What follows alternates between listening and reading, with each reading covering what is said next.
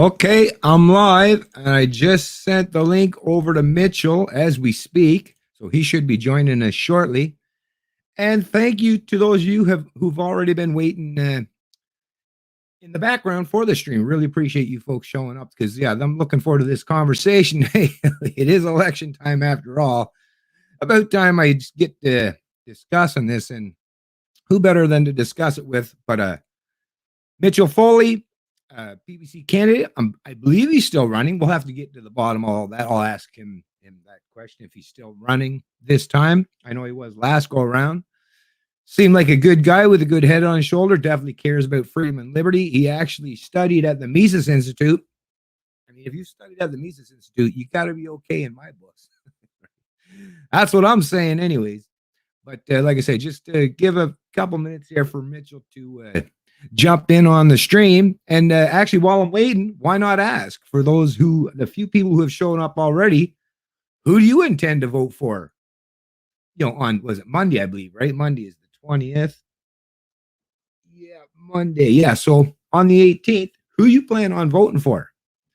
I see Deuce Salis voting Maverick. Fixed East, right on. The Maverick Party. I have heard I think Rebel. Is Rebel going to interview? Or no, it was True North News, I believe. True North News. I think it was Andrew Lawton that was going to be interviewing someone from the Maverick Party. I know Andrew Lawton was interviewing, well, he interviewed Maxime Bernier, and he also, what was it, the Christian Heritage Party, I believe. Which, it's great that there's some of these alternative parties for sure. I'm glad to see that there are definitely alternatives out there. Question that comes off the top of my head though is that question that gets everybody up in arms is, but what about the vote split on the right?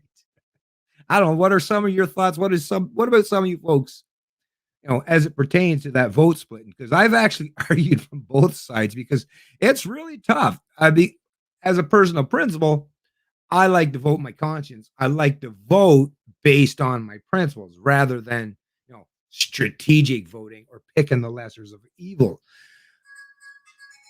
But just one sec there, folks.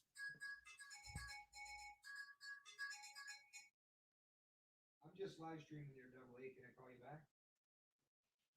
Okay, I'll talk to you later. Okay, sorry about that. Inconvenient call.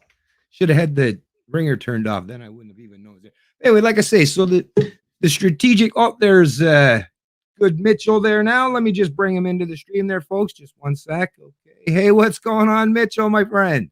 Hey, Bennett, how are you? Good. How have you been, anyways? It's been a long time. Good. Yeah, it's been a couple months. I think it's been 4 months. We discussed Bill C-10 the last time I was on. Yeah, exactly. Well, I was just mentioning actually into the chat, there's a few people that have shown up so far.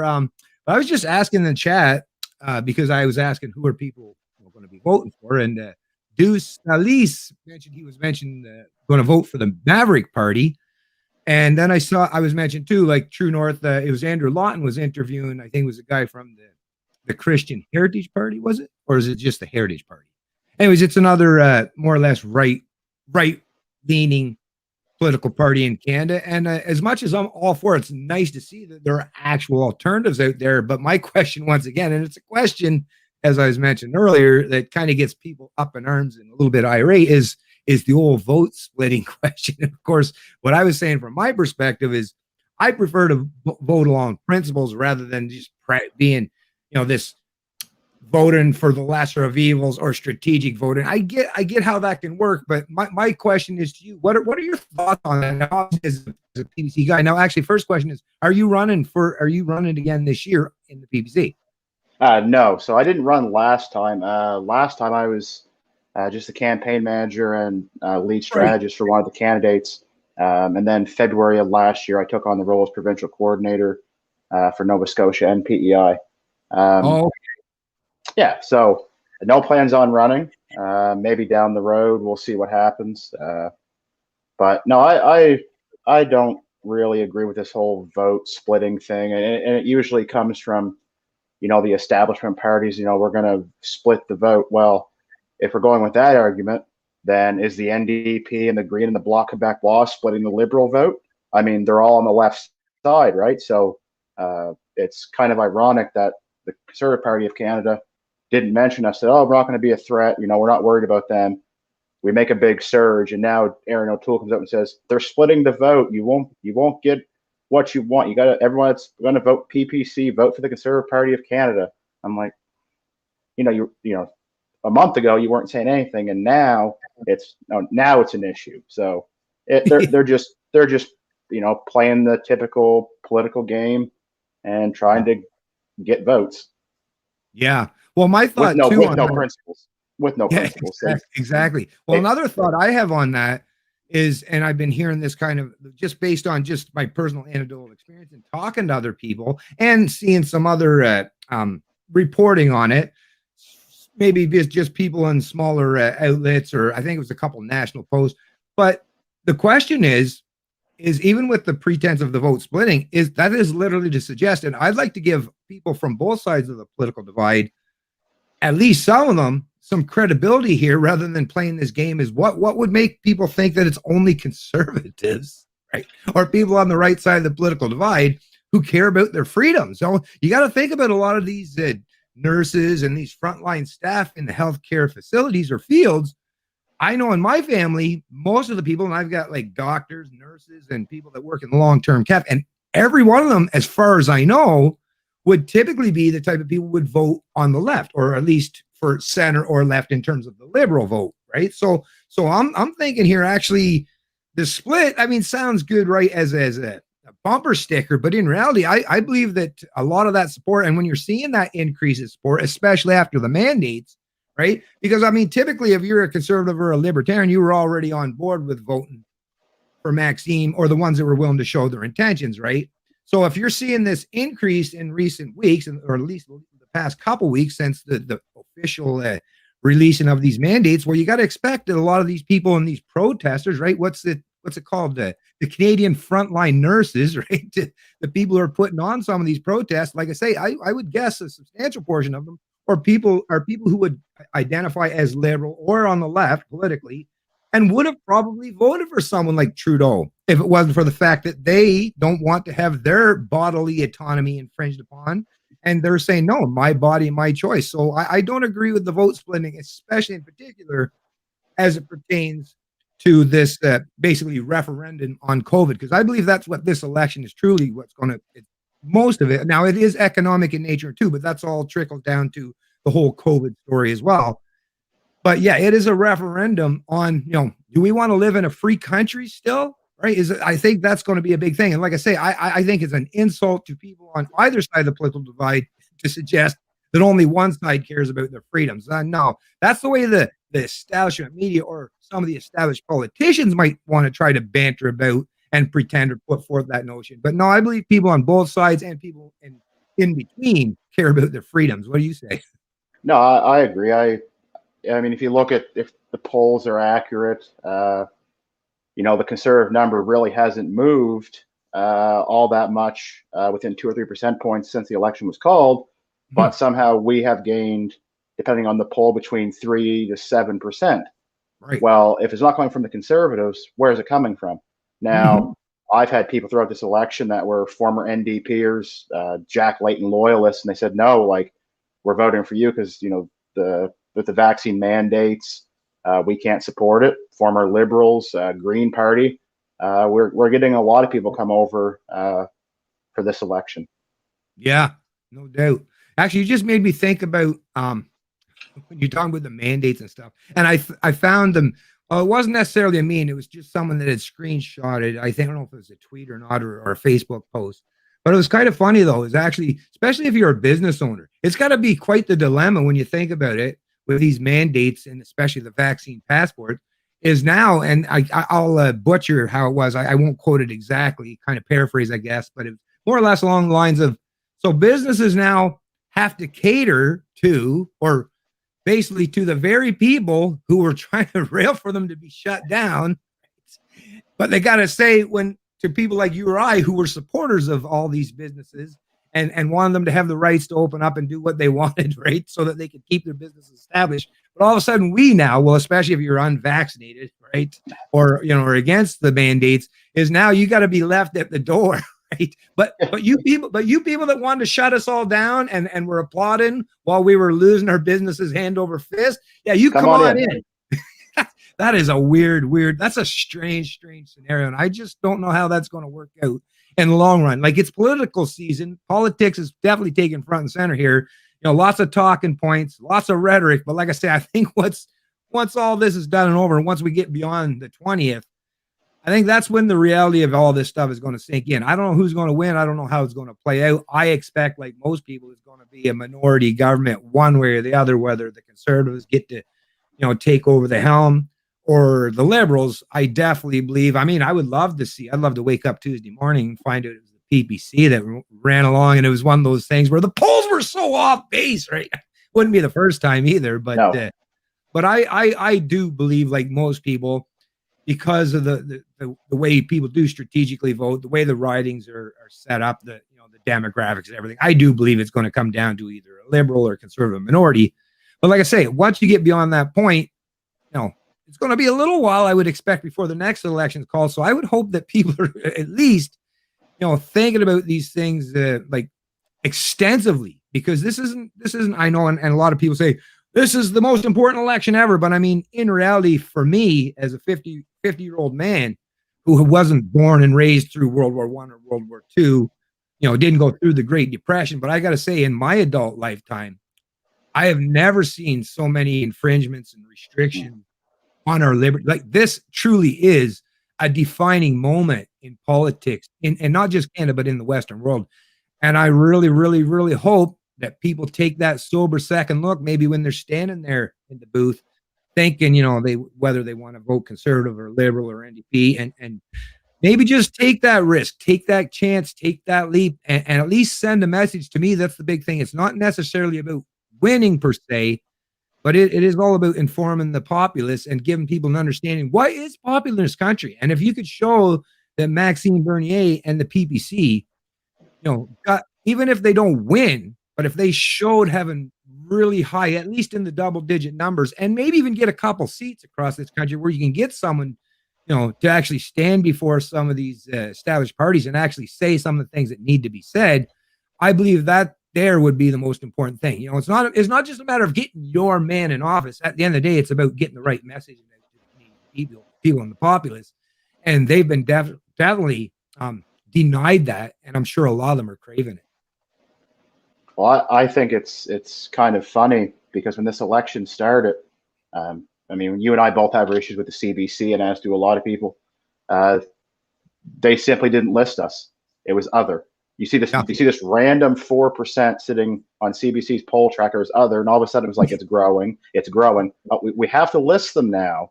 But every other day there's a smear campaign about something within the party, right? And most of it is all of it is false. But people have this narrative that, and we've seen it provincially, here in Nova Scotia. Tim Houston ran on, no vaccine passports and all this stuff. He's in office for 3 weeks, and now starting October 4th, Nova Scotia's not going to have a vaccine passport. Alberta, Saskatchewan, which would be deemed as the conservative homeland of Canada, their premiers have switched. So if people are sitting here thinking, let's vote out Justin Trudeau and get Aaron O'Toole, you're not going to get anything different. You're going to get wasteful spending. You're going to get the same immigration levels. You're going to get the same COVID restrictions. Aaron O'Toole is Justin Trudeau in a blue suit and a blue tie. There is no difference between the two of them. They pander to the corporations and the lobbyists in their party. They have no principles, no values.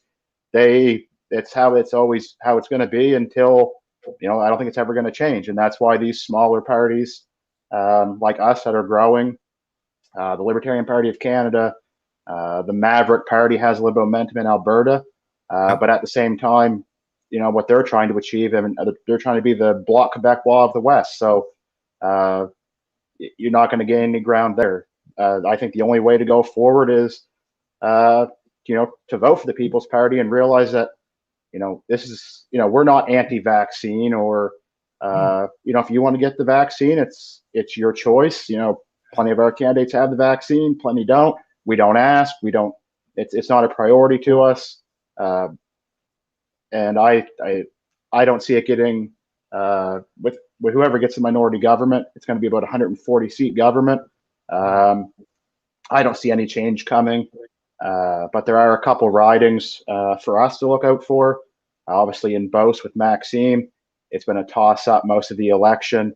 Fort McMurray, Cold Lake, the former Conservative candidate there who didn't run this time is backing Sean McDonald, our candidate there. And Randy Hillier's daughter is running in one of these, I think, one of the Sarnia ridings, and she's doing rather well. And when we have events, there's a lot more people than last time. I can tell you, it was a struggle last time to get volunteers and donations. Things have changed. We have people coming out all the time wanting to help volunteer, put signs in the ground, hand out leaflets. So momentum's there. It's growing. It's going to take, I think, another election cycle for us to catch to the NDP and have a decent amount of double-digit seats. But hopefully, we can get a couple seats this election. Yeah, that would be great. And like you mentioned about the Nova Scotia election, I was watching that, and you could see, like you say, the writing was almost on the wall that, yes, the people in Nova Scotia were sick of the Liberals, and they were listening, to the Conservatives, and they were putting forth some decent rhetoric and some promises. But that's, like you say, and what was it? I think it was like a 16 seat loss that the Liberals. Yeah. It was profound. Yeah. Liberals didn't just lose a little bit of support; like they were basically, left to the back of the bus because people were sick and tired. And I would imagine that obviously these impositions and the last year and a half of what we've had to deal with probably played a role in that. But like you say, same thing. It's that libcom duopoly. They were, you get your hopes up and hope that, the Conservatives are going to be much better and much freer and thing. And I can't help but think here in Nova Scotia, because they watched Blaine Higgs be less authoritarian. I'm not saying he wasn't authoritarian in his own manner. He was, but he was much less in terms of imposing himself or his will on the people in New Brunswick than his Nova Scotian counterpart. So I would imagine, Nova Scotians were looking at, hey, they got a Conservative guy over there, and he seems to be doing just as good a job, if not better, in some areas in terms of managing COVID, but at the same time without being so authoritarian and restrictive on our freedoms. So they were probably thinking, let's try giving the Conservatives once again, because they were making the promise. But yes, I mean, how many times? That's the thing. How many times you got to bang your head against the proverbial wall and be disappointed to find out that, yes, that libcom duopoly, it's a real thing, folks. It's a real thing. Now, I got to thinking, and actually seeing CBC today earlier was actually reporting on it. I was actually surprised because most Canadians haven't actually seen anyone discuss this as of yet. But Trudeau come out and said, again, how ironic, right? Or you're just 3 days away the end of when the vote's actually going to be coming up. And he's saying, oh, yeah, he'd be in favor of some kind of a change in the way we vote. But he was definitely adamant and definitely, no, I don't want proportional representation. And to me, that's the thing. If you are people, especially when people say, I support democracy, and if they're all in favor of democracy, well, democracy suggests that we all should have a voice, right? Mm-hmm. And proportional representation, I think, would be a great leap forward. Not that I'm a big fan of the political process myself. I think ethics, it's all like I say, politics is definitely downstream, just like Breitbart said, right? Definitely downstream of culture. But with proportional representation, you could have a guy or two from the Maverick Party that might gain a seat and have some representation for it. You could have maybe half a dozen PPC candidates in there. You could have, that's like I tell you, you want to get some real ideas and you want to get some actual genuine diversity, and where people actually have to come together and treat each other with a little more mutual respect and dignity is when you do have those polar opposites, because that's the thing. The only way you're going to find any semblance or any way to pass bills or to govern going forward is to find compromise, right? So nobody gets to, but with this first past the post system and the way it's set up based on our parliamentary democracy is, 30, it's, what is it? Just barely over 35, 36%. And you could have 100% of the power and run rickshot over the rest of the entire country. I think the proportional representation would have been a great idea, but that no doubt is the reason why Trudeau's against it entirely, and why after his promise that he was going to change, this was going to be the last election of the first past the post.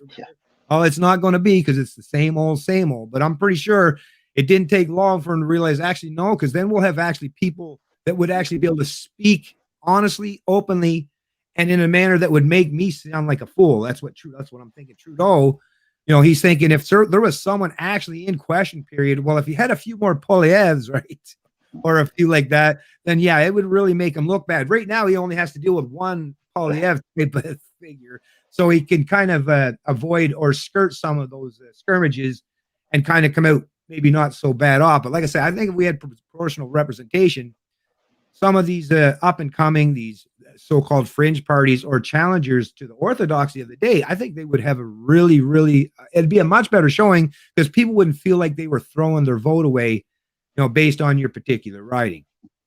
No, I agree. The more I've looked into proportional voting, the more I've started to agree with it. Obviously, it's not a party stance; it's my stance. I think Canada and most countries that still have the first past post system would be better off switching to this representational voting. I mean, like you said, Trudeau promised it in 2015, and then he realized, wait a second, if I do that, I'm going to have less say. And the Conservatives don't want it either because, argument's sake, say we get 10% of the vote. That's 30.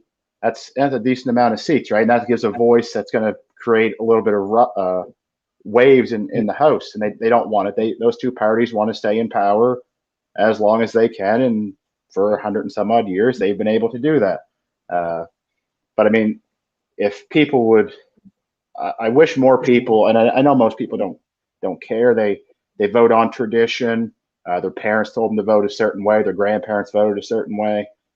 I wish more people would take the time to read the platform and every party's platform and come to a decision of what party you stand for, because a lot of people, a large portion of people that vote, like the legalization of weed with Justin Trudeau. Well, great, it's going to be legal, but let's be honest about it. It was a promise to benefit him and his cronies, not the entire population, because they've nationalized it. It's overpriced. Private business owners can't sell it, and it would create more jobs. That's one small thing. He promised 2 billion trees. We haven't seen a single of any tree has been planted. I'm sure private people have planted more trees in Atlantic Canada than he has in his campaign. It's I mean, I go on and on about Justin Trudeau and Aaron O'Toole. I just wish people would take the time to actually read the platform. And if someone come to me and said, I read the Bloc Québécois, I read the Green Platform, I read the NDP, here's why I support them. Okay, I can accept that. But when you say I'm voting for the NDP because my grandparents voted NDP, okay, what do you know about them? Nothing. So you're just voting for them because of tradition. And I've had someone come to me in the last couple of days. They saw a video and they're like, I'm going to vote for the NDP. And I'm like, okay, why? And it was like just a short clip of Mr. Singh. And I can't remember what the video was. And someone's like, he seems compassionate. He seems caring. I'm like, he seems that way. And he may be to certain people, but let's not forget what the NDP rhetoric is. Tax the rich, free this. Nothing is free. You're going to pay for it in taxes. He agrees with probably stricter lockdown and COVID measures than the Conservatives or the Liberals. So he's the same way. You're not going to get freedom and liberty from the NDP. So I talked to a couple of people, and I hope I've changed their mind a little bit. But it's the same thing. That there's a long way to go before we educate people on what freedom and liberty is. Well, I think our biggest problem is, people like you or I or some of the principal members and candidates of the PPC, typical people that would watch libertarian-oriented material and stuff. The messaging is there. It's almost perfect in terms of what kind of policy position or platform people with more libertarian-leaning ideas have. The problem is we're not just up against political parties. Actually, the political parties are probably the least of our concern. It's the media party. I think that's because where Canadians get their news and information from, and we see it time and time again. I've known this for more than a dozen years now because I've watched it constantly. When you start paying attention to stuff, all you have to do is listen to what the media, the establishment media is talking about, and then just go talk to someone that's your typical low information voter. And all they do is repeat and regurgitate everything that the media is saying. So basically, the media in this country and in most countries are the ones who form or formulate the opinions, the ideas, and who people's intentions are for voting for. The problem is like you say, they're really good at these snake oil salesman tactics.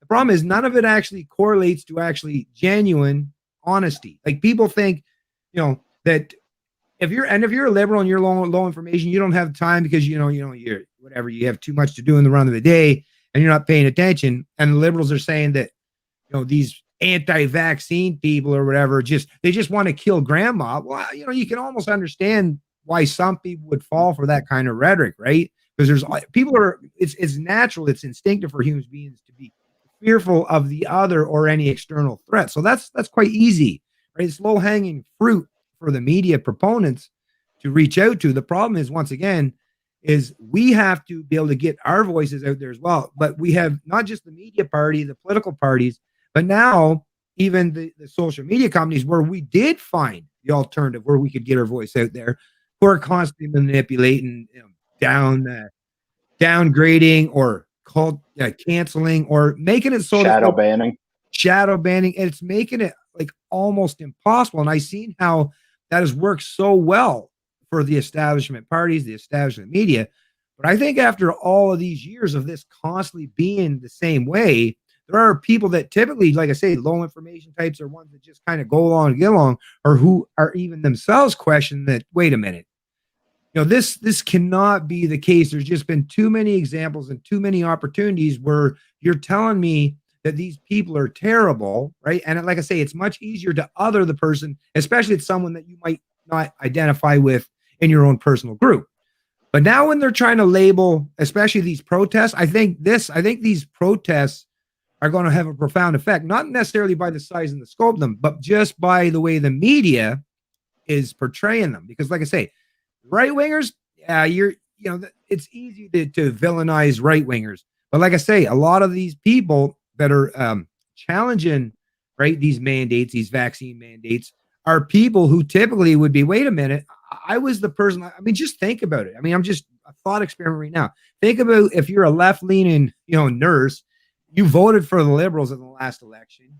You've been on the front lines the entire time, right? Being touted up and rightfully so as heroes for being there for all these Canadians and saving all these Canadians from, lots of different ailments, but COVID in particular. And you've been doing it the whole time before there was even such thing as a vaccine, right? What was it?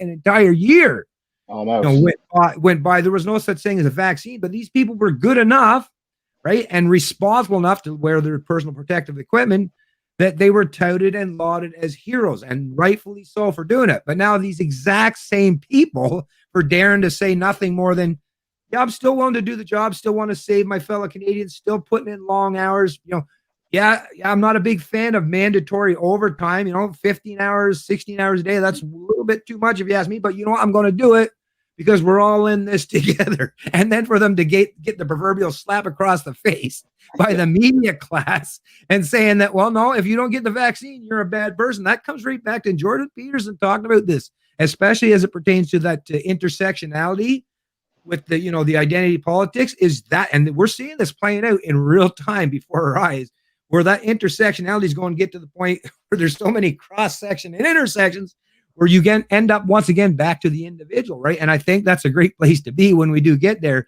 But as we're traversing that pathway, a lot of people, like I say, are being disenfranchised, insulted, and derided. And ones that, like I say, would be shocked. And they're going home and they're saying to maybe some of their family members, right? Have you heard the way that these people are talking about? So, once those conversations are taking place in private dwellings, not necessarily on social media, things that we're not necessarily privy to, but I think that is going to definitely create a rise in support for anyone who's willing to challenge the status quo. And right now, it is the PPC. As much as I'm a big fan of Tim Moen, although he has stepped down as the leader of the Libertarian Party, and as much as I like the Libertarian Party and everything they stand for, in reality, the PPC is literally the only choice that has a viable option and ability to actually challenge the status quo and have people that are with with enough mindset, have the right goals, the right intentions, and the right principles to actually challenge things. Like I say, it doesn't mean they're going to win, but at least to make that one giant step. That's the step we need in Canada. That's the step we need in the Western world, is at least head gradually towards that place, right? We don't want violent revolution. We just want people to finally get on board with support and freedom. And like I say, now it's going to be coming at us from both sides in any area in between, because people are sick and tired and fed up. They've got members of their family that they've been fighting and bickering with, and I'm just pretty sure people are sick and tired of that. And we got to get back to the place where what the West did the best, which is have a live let live mentality, right? And if we could get to that point, then the West is going to be in a much better position for the 21st century as we go forward. And like I say, the sky's the limit for a multitude of things, but we've got to get that point. And I got to hope that the media party this time out loses a substantial amount of decibels from that loud voice that they've been pumping away with for the longest time. I hope that their voices get silenced at least a bit so that we can advance liberty. I agree with everything you said, but it's not just the media and the political parties we have to deal with. It's also the corporations and the school systems. I mean, I said before, the public school system has plenty of issues within itself. The unions are corrupt. The indoctrination of the children. I mean, not everything, not the issues indoctrination, but the social issues that they're having with these kids. It's not a conversation to have with kids. So we're, like I said, we're fighting the political parties, we're fighting the media, we're fighting the school system, we're fighting, the bigger corporations. They're incentivizing people. We'll give you extra money on your paycheck to get a vaccine, and if you don't get a vaccine, you can't work here anymore. But the narrative doesn't make sense, because a year ago, come to work, we'll give you money. But now we have 80% of the population in Canada is vaccinated, but now you want stricter restrictions. So the vaccines are we saying the vaccines, like, how well do they work? And I'm not saying they don't work. They do work. The numbers show they do work. Yeah. But like when Justin Trudeau was in Calgary, he was like, if you don't want to get a vaccine, that's your choice. So everyone thinks, oh, he's all this, he cares. And then 10 seconds later into the speech, he's like, but if you think you're unvaccinated and you're going to get on a plane or a train and endanger other people, well, then what was the point of getting the vaccine? Like, what was the point of pushing the vaccine if you can still spread COVID? You can still die from COVID with the vaccine. I know the numbers are less, but let's tell the whole story, right? And they're being, I've had enough of COVID. It's been 19 months, and we've gone from a free society to show me your papers. And you and I talked about this in May of 2020 when we were talking about how much more the government is infringing on our rights. First it was freedom of speech, freedom to assemble, gun restrictions and everything else. And you and I had the conversation on what's next, because COVID was still early then. We didn't have as much restriction. We knew it was here. We knew people were sick. And now we're sitting here like, here's the next step. It's COVID, right? They're pushing. If people think the COVID virus is, this like the bubonic plague and it's going to wipe us all out. No, this is social engineering to see how far they can push before people actually push back. And other countries have pushed back. And when that narrative changes, those countries drop the restrictions because those parties don't want to lose the power. Yeah. I'm just trying to find the article here. Anyways, actually, before I find that, because you brought that up, not just about back in May of 2020 when we were discussing this, and that's the thing, credibility is already built in for some of us because we've been talking about stuff for so long. But how long ago? I'd have to go back through my live streams and my videos, and you might have been even a part of one of them or two. Anyways, is when we were bringing up the fact that these vaccine passports were going to be a thing, right? That we were the ones out in front before anyone was saying a word. We were the ones out front saying that this was something because, that letter, that inside letter, right? That whatever that was, an email or whatever, but at least, there was a few of us that were courageous enough to report on it, only to be, of course, labeled conspiracy theorists for even daring to suggest, right, that the government would dare to introduce such thing as a vaccine passport. And I can't help but think of all the times that, like I say, people like us were warning about this stuff, were labeled as conspiracy theorists. And I think what irks me, what really grinds my gears at this point in time, is if you even get into a discussion with someone today about the very same thing, they don't even want to basically acknowledge the fact that it was touted as a conspiracy theory by the media. You can find articles in the CBC, right, and other established media where they were saying all these people that are suggesting there's going to be a vaccine passport, they're a bunch of conspiracy theorists. Well, now that they're right wing nuts, I think is how they label some of us. Yeah, exactly. All right, nut wings or wing nuts or whatever, right? Yeah. Conspiracy theorists, Trump supporters, or Alex Jones fans, or all the derogatory terms they use.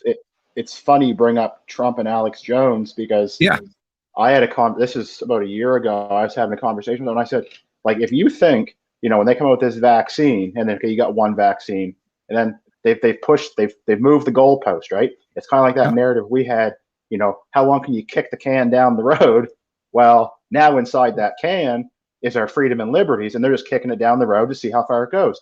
Because I can remember when the vaccines first come out, the narrative was 75% with one dose, 25% with two doses, and we'll go back to normal. Well, then it was 50%. Then it was 75%. And now they're saying with the Delta variant, it's 90%. But you and I discussed it. There's vaccine. They're going to push it as far as they can. Now, I believe there was going to be international vaccine passports, but I never thought that we would have restrictions between interprovincial travel within your own country. I mean, I know that the Charter of Rights and Freedom has that clause, which I wish that would change. And then the Charter of Rights and Freedoms is exactly how it's written, and that's what we follow. Yeah. But you're telling me it doesn't make sense. So you're telling me I can't. I mean, even for a while, I couldn't leave my county. Yeah. So I'm like, I can't in the western zone of Nova Scotia, which I believe goes from Yarmouth all the way to Windsor, which is about a 4-hour stretch of road or drive, that you can't leave that zone. But there was like at one point 15 active cases in the western zone. There's, I believe, 144,000 people live in the western zone. I might be wrong on the number. It's fairly high. It's 6 digits. So you got 15 cases, and we can't go outside. We can't go to small businesses, but yet Walmart and Costco can say, oh, but you can't go to church. Yeah. There's no logical reason. Like, if anything, a small business would do a better job of having people in and out of their business than Walmart would. Yeah. And what country is it? I believe Israel is now on their 4th dose. Yeah. A 4th booster. So, at what point do we say, okay, when is this going to stop? Because eventually the people that aren't going to get the vaccine are simply not going to get it. And if you force it or mandate it, people are less likely to get it. Yeah. Because if you look in the United States, when they're saying, you want to go get the vaccine, go get it, they were at like 50%. And I think pretty quickly. Mm-hmm. And all of a sudden they were like, you have to get it. You have to get it. People are like, no, I'm not going to get it. And they stopped. Right. So, but let's be honest. If you look at the push of the vaccine, myself, as much as I disliked the lockdowns and the restrictions and the mask mandates, I knew that COVID was going to be a moneymaker. So I bought stocks in Moderna at like $20 a share, and I dumped them at like $225. But now they're at 500 almost. But you can't tell me that the pushing of these extra vaccines, it's to help big pharma and the lobbyist groups, right? This is not just about protecting people. This is about the elite group in Canada, United States, lining their pockets and making more money. That is what it's boiled down to. And they'll subsidize these businesses forever and forever. But the money's going to run dry soon. But we'll just keep printing money, and inflation's going through the roof, and won't be able to eat. So we'll have to have more government subsidy programs. So I don't know. It's going to be a long time, I think, before people start to wake up to this. And that's funny. We talked about it a year and a half ago or more, and people are like, you guys are crazy. I've had people say, like, I don't want to be your friend anymore. You're this right-wing lunatic. Yeah. And like, I don't support Alex Jones. I don't like Donald Trump. I like Donald Trump's platform for the most part, but he was a moron and couldn't deliver it. But this is where it's going, and hopefully it ends soon. Yeah. Well, talking about the whole Israel and stuff, and actually, I did find it. I had posted this on most of my social media platforms. It's for me, it's just the most easiest for me to find it on my minds. But let me just bring this up here. So let me bring the first article, or actually, let me just I'll do this. This is what I'll do. I'll share this part. Okay. There's the Facebook. Oh, there, mine's. I mean, okay. So let's make sure you can see this here, folks. Is it coming up here? Yeah, there we go. Okay, so this is my Minds page. By the way, if you haven't already joined Minds, join over there. It's a great platform, and you can follow me over there at Canadian Libertarian. Anyways, as you can see, so this actually, let me get the fonts a little big here. So this here is a National Post article that came out yesterday. Are the NDP, this is what I put, are the NDP staff attempting to discredit the truth here? So the headline was Sarah Palin says she's unvaccinated and gained immunity naturally from a COVID infection. And once again, if you do happen to go over there, and I'll put these actually in the link in the description of this stream so you can read them for yourself. But it's basically, and it's the contributors to the article was just as National Post staff. So not necessarily the editorial board, but staff at the National Post. But basically the way they covered this story as it pertains to Sarah Palin and gaining natural immunity through contacting COVID is basically questioning that, and playing all along with that narrative that, someone like Sarah Palin, a right winger, she's just a nut bar and, oh, look at how crazy she is. Meanwhile, what I felt compelled, because I had just a day earlier read an article out of Bloomberg.com, and that's the one I'm going to bring up here now. And actually, I'll just take this off and let me bring you right over to that article, because I found this to be something, and this is the kind of information, like I say, that people really need to learn, because I'm pretty sure even some of those fence sitters or people that trust, the establishment these days, if they shoot, on this computer I can't do it, on my laptop. Oh wait, now it might be all right. Okay, so previous COVID prevents Delta infection better than Pfizer shot. Can you see that? I just wanted to double check. Yeah, you can see that, right? I can see that. Yeah, I can see it. Okay, good stuff. I was hoping it wasn't behind a paywall. So anyways, let me just pause this video. About this odd and unique Oh, no, it was virus. paused, I guess. There we go. Okay, so I'm just going to read a little bit here. It's not that big of an article, folks, so I'll just read it for a little clarity for people. And if you want to share this with people who are, questioning this stuff, like I say, this is another, this is an established media outlet, Bloomberg. It's, well established, has a decent reputation and everything. And, like I say, they've covered this whole thing from Israel. Anyway, so here we go. People who recovered from a bout of COVID-19 during one of the earlier waves of the pandemic appear to have a lower risk of contracting the Delta variant than those who got 2 doses of the vaccine from Pfizer Inc. and BioNTech. The largest real-world analysis comparing natural immunity gained from an earlier infection to the protection provided by one of the most potent vaccines currently in use showed that reinfections were much less common. The paper from researchers in Israel contrasts with earlier studies, which showed that immunizations offered better protection than an earlier infection, though those studies were not of the Delta variant. So those studies, the prior studies, were not taking into account the mutation of the Delta variant. The results are good news for patients who already successfully battled COVID-19, but show the challenge of relying exclusively on immunizations to move past the pandemic. People given both doses of the Pfizer-BioNTech vaccine were almost 6-fold more likely to contract a Delta infection and 7-fold more likely to have symptomatic disease than those who recovered. The analysis demonstrates that natural immunity affords longer lasting and stronger protection against infection, symptomatic disease, and hospitalization due to the Delta variant, the research said. Now, that's the part that I've found most striking, because, the people who have contacted COVID-19 are even being told they can't go. I've heard of reports already so far that, so you've got COVID-19 already, and you've built up immunity, right? The antibodies are flooding your system and taking care of doing what they do, right? With the millions of years worth of evolution on their side. But there's people that are actually being denied, going to work or services based on the fact that they're not vaccinated.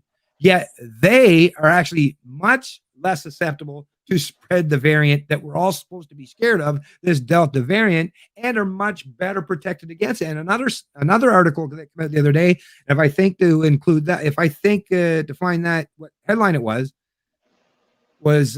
basically suggesting this, like the same thing in terms of these. It wasn't just the Pfizer, but it was the Moderna one. Is you're looking at now what they're saying is roughly 6 to 8 months is all you're getting in terms of protection. So even if you've got your double vax, right? Or yeah, I'm all double vaxxed up. Look, the whole left side of me. Look, I'm almost paralyzed. I can prove it. No, I'm joking, of course. But no, so people who have even had their double vax and thinking, okay, I'm golden now, I can go out and live normal life, right? Well, now even they are like, wait a minute, I did everything. I wore a mask all this time, you fuckers, right? Yeah. Right? I stayed my 6 feet apart. I didn't see my grandmother as she died in that long-term care facility. I did everything you people asked for me. I lined up the minute there was a vaccine available. I got immunized, not just once, but I got twice. And now you're telling me that that's not enough. That's not enough. I might need a booster shot. I might need a yearly shot. I mean, I might need 2 per. I mean, that's the thing. At some point in time, even people who are on the opposite side of the political spectrum, who would typically identify as left and carry favor for some of these proponents of these vaccine mandates and passports, you gotta think that even them at this point in time are sick and tired of the conflicting reports and the nonstop rhetoric that keeps them in a heightened state of fear. Yeah, I agree. I think it has come to a point where people on the left or the center left realizes, at some point that their liberty has been infringed upon, although they should have realized it, 18 months ago. But I think more people, like I said, more people are starting to wake up. Like I said, people have come out to me from people that have never voted before and realize, hey, like this is not Canada. People that are, like I said, NDP, Green, former Liberal supporters have come over, and they're telling more people.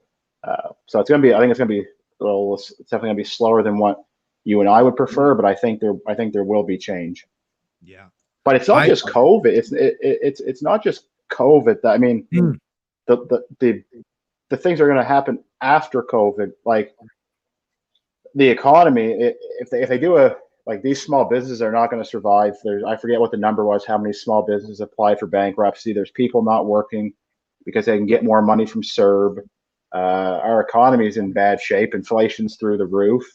And there are, our great Prime Minister, Mr. Trudeau, says, I don't think about monetary policy. I'm thinking, like, then what? Like, okay, clearly he doesn't, because his idea is, oh, we'll just print more money from the central bank and, we won't raise your taxes. Well, no, you're probably not going to raise taxes, but we're not going to be any further ahead. Like, the more you print that money, and, I've had this conversation before, the more you print the money, the less buying power we have. So what you had last year, you're going to, like, it's going to be less, right? So people are going to be more financially burdened. Yeah. And I don't know where, and they're promising more spending, and they're still giving money overseas to countries to fight climate change and fix roads. And I'm thinking, we can't look after ourselves right now because of your horrible fiscal and monetary policy, but you just keep giving our tax dollars away, right? Like, he just gave another $600 million or something like that, again, to the mainstream media. I'm thinking, there's people in this country starving or close to starving for various reasons, but yet you want to keep giving money to CBC. Like, if you even took $300 million of that and put it back into social programs that people could use, we'd be better off. But it's ridiculous. And now he's talking about having cheaper housing and rent subsidies. I'm thinking, you can't manage what you have, and now it's gonna jack the price of housing up. We're already seeing the housing market go through the roof, and with sub-zero interest rates, the housing market's going to crash, and people are going to be in more dire straits. So it's we're in for a long battle back. And and it's not just Trudeau. I mean, Aaron O'Toole said we'll balance the budget in 10 years. Well, your mandate is at the most, if you have a minority government in Canadian history, you're looking at 18 months. Is usually they'll call another election. let's say for argument's sake, he gets a majority government. So you're projecting you'll have your first mandate, your second mandate, providing you get reelected again, then get reelected again, and halfway through that, you're going to balance the budget. Like it's foolish. Like the budget can be balanced pretty quickly with the right steps in place, but the only party willing to do that is us, and no one else seems to want to. They just want to kick that money can down the road until I don't know what happens. Well, until there's no economy left, almost. I think. Yeah. Well, I think a big thing, because I'm not sure if you got a chance to check that out. If you haven't, maybe check it out there someday. But I did an interview with the man himself, Warren Mosler, the main proponent. I'll be careful of the labels I placed to him. I'd have to go back and actually read it, my description and how he described himself. But if you do just a quick Google search on the man, he's one of the main proponents of MMT. Not sure if he necessarily invented the term, coined the term, but if you look up Warren Mosler, he's at the top of the heap in terms of promoting MMT. And he was gracious enough to come on my stream, and we had a conversation. It wasn't a debate per se. My thing is I just wanted to listen for the most part. I did, pose some challenging questions to him. But I want to get from the people who are truly proponents of this modern Keynesianism on steroids, as they call the MMT, and just get an idea where they're going with this. And I got to tell you, these people are very much serious. And believe it or not, as much as we would like to suggest that it's a pipe dream MMT, in reality, prior to Keynesian economics becoming the mainstay in the West, right after the World War, people would have said that was an impossibility as well, that government borrows on behalf, right, and spends it. But it did happen, and it's been like, even I think it was Milton Friedman himself said we're all Keynesians now, right? So not all of us. No, I get you, and I'm not there either. But I'm just saying they've managed to make that, actually, that is how our economics works for the most part. So the fact that they've been able to pull that off for at least 70 or 80 years, I am not so quick to throw it out. And as much as I know the Austrian school and the Mises Institute, which you obviously studied at, have great arguments against it, and especially in terms of the principles, the morals, the ethics, all that, and even the economic arguments, great economic arguments. But my concern is they're all right, they're all correct, they're all objectively true. But if you can keep the population, right, fooled enough to go along with that, so this constant thing with I was even reading today with the $15 minimum wage in the U.S. It's now they're going to have to try to that $15 was a big thing, but now with inflation rates as ridiculous and as rampant as they are, apparently $15 isn't going to get you that much anymore. 3 years ago, $15 an hour might have given you a decent amount of purchasing power, but with the power of inflation right now, the same that $15 an hour, well, I guess you got to punch up to what, 20 now. But see, that's the thing. If you can keep playing that game, if you can keep the dog constantly chasing his tail, right? And apparently, if you don't have an educated, well-informed society, or where you can actually have, like I say, if you don't have a properly educated, informed society, the only other way to prove to people how well the free market economy and economics works is to see it happen alongside. So I think that's basically all what we have access and available to us today. Is I don't think we can ever get rid of the central banks and these proponents of MMT, and that's why Trudeau's like, I don't care about that. I've got wonks like figureheads at the central banks of the world, or the BIS, and all these people who figure all that stuff out and keep this Ponzi scheme going. But like I say, I think the precipice, because even with the inflation, they'll find ways to try to hide that inflation. They'll find ways to try to subsidize it. So the minute that inflation kicks in, where it's hurting the people on the bottom end of the government will just subsidize you in some way. Yeah. Right. So, like I say, the only way I think that we properly get out from underneath this Keynesianism on steroids and MMT is to actually have, but I don't know how we do it other than with blockchain technology, cryptocurrencies, or some kind of agorist type of, but actually no, agorism isn't going to work either, because that's basically just borrowing. But we have to show with real world examples. There are small examples now. People, like I say, in the crypto space are showing that you can have an entire economy running alongside these Keynesian style economic systems. And I had to laugh. I read an article. It's so funny because, like I say, the real world experience for people who are testing these. So if you're a young guy, let's say in your early 20s, and you tested out the hypothesis that these cryptocurrencies, because it's a finite resource such as Bitcoin, and you have to mine them, and there's actual tangible value behind backing them up. Is if you've seen someone like the article I saw the other day, where it was these central bankers had got together and said cryptocurrencies are not a stable way securing your investments or your wealth or your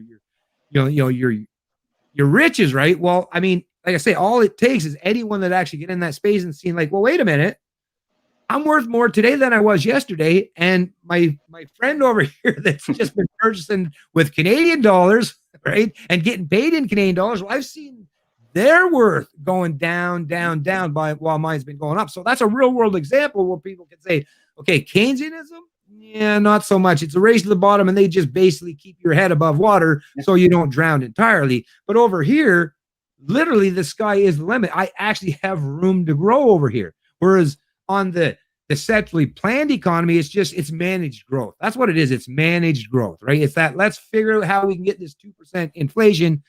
And that's the other thing with this 2% inflation rate. And the media is finally starting to talk a little bit about it, is just because you can buy your typical electronics at the same price as last year or a little bit cheaper, that's like I say, those are things that we can all live without. But we all know where the true inflation is coming through, which is your housing, your food.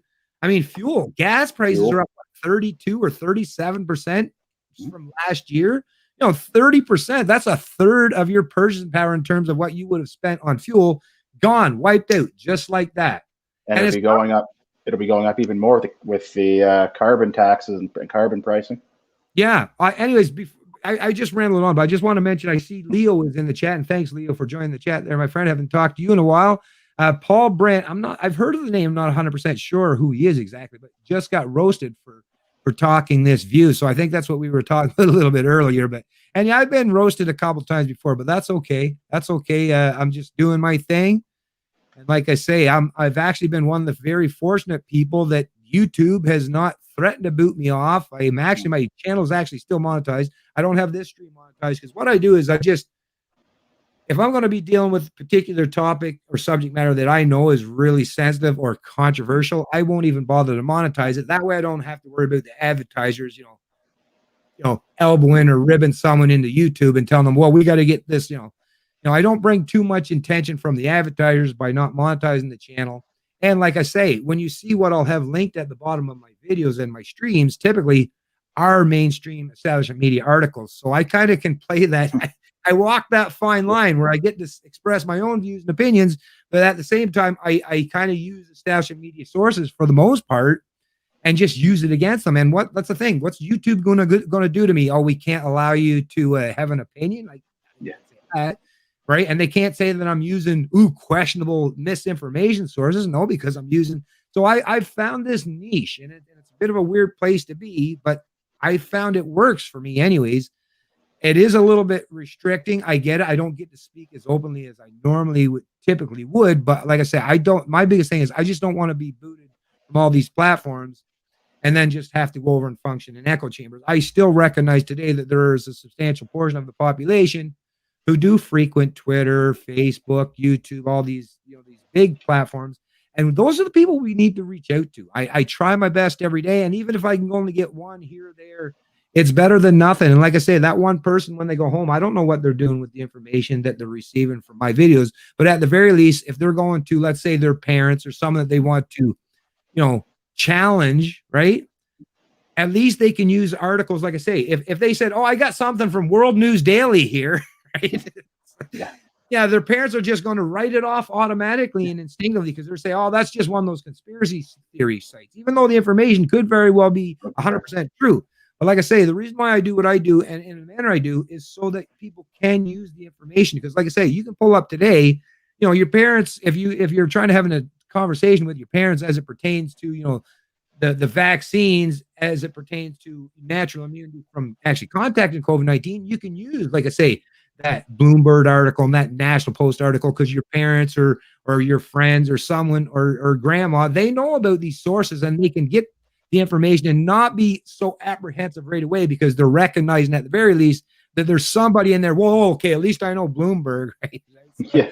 So like I say, and I've even been accused of of being a shill or a sellout by using these sources. But to me, it's not. It has nothing to do with that. It's just I want to be effective, and effective is being able to get people in a position where they can use information without someone rejecting it outright. And like I say, it works out decently in that manner for me. But yeah, anyways, like I say, thanks Leo for joining the stream there, buddy. Yeah, it's kind of, to continue the conversation on the economy, I find it kind of funny that a lot of people, especially the generation now between the age of 18 and 25, 26, they have this narrative now that they're being taught in schools, and it does trickle into the political realm now, that there's all these hashtags like capitalism kills, capitalism is evil, capitalism sucks.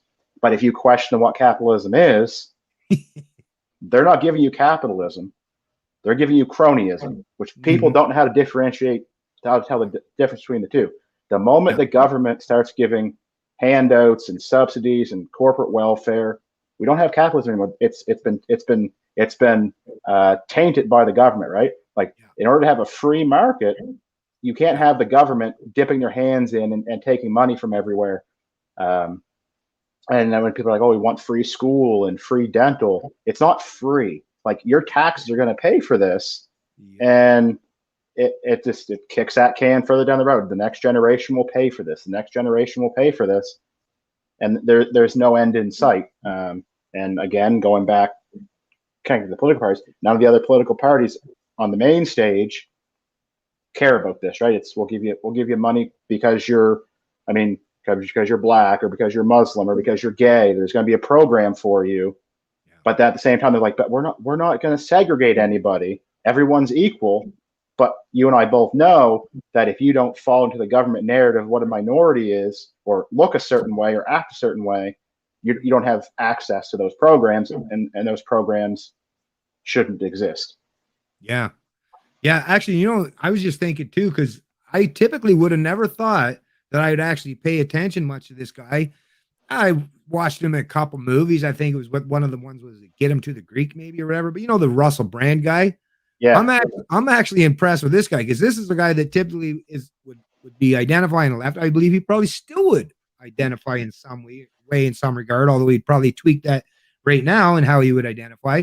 But on the left, and he did say in the most recent video, he said he's not a Marxist. So he's definitely moved in terms of his political persuasion. I think he's seen enough of the light of day where he realizes that he was getting a little bit too close to the promotion of Marxism and stuff.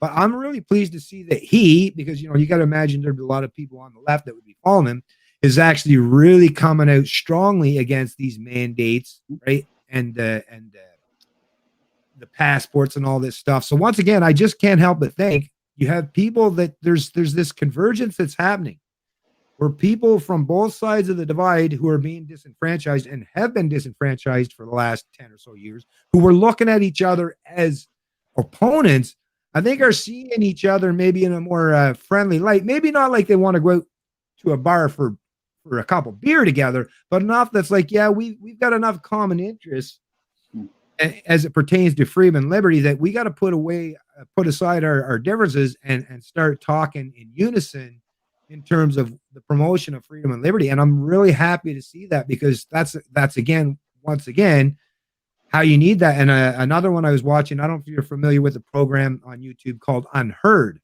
No. It's another one, UNHERD. So heard, like, sheep, herd and sheep, right? Unheard. But yeah, so he was interviewing that Barry Weiss. She was a New York Times contributor that basically left that organization because of the leftist cancel culture. And she realized that it just was a toxic place to be. But once again, another proponent of the left, another big personality from the left.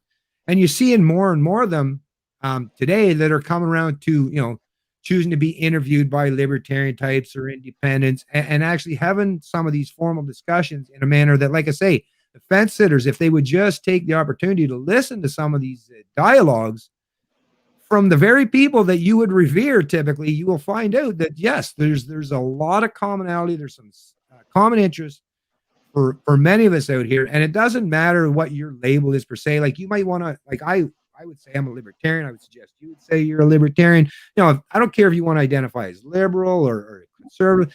At the end of the day, it really comes down to, and I think the most important thing to think of this is not in terms of left and right, but authoritarianism versus libertarianism, or just control versus live, let live. If you don't want to even get into any of the other terminologies, but I think that's the most important thing is what kind of people do you want to surround yourself, right? What kind of community do you want to live in, right? No matter if you're from the left or right or anywhere in between.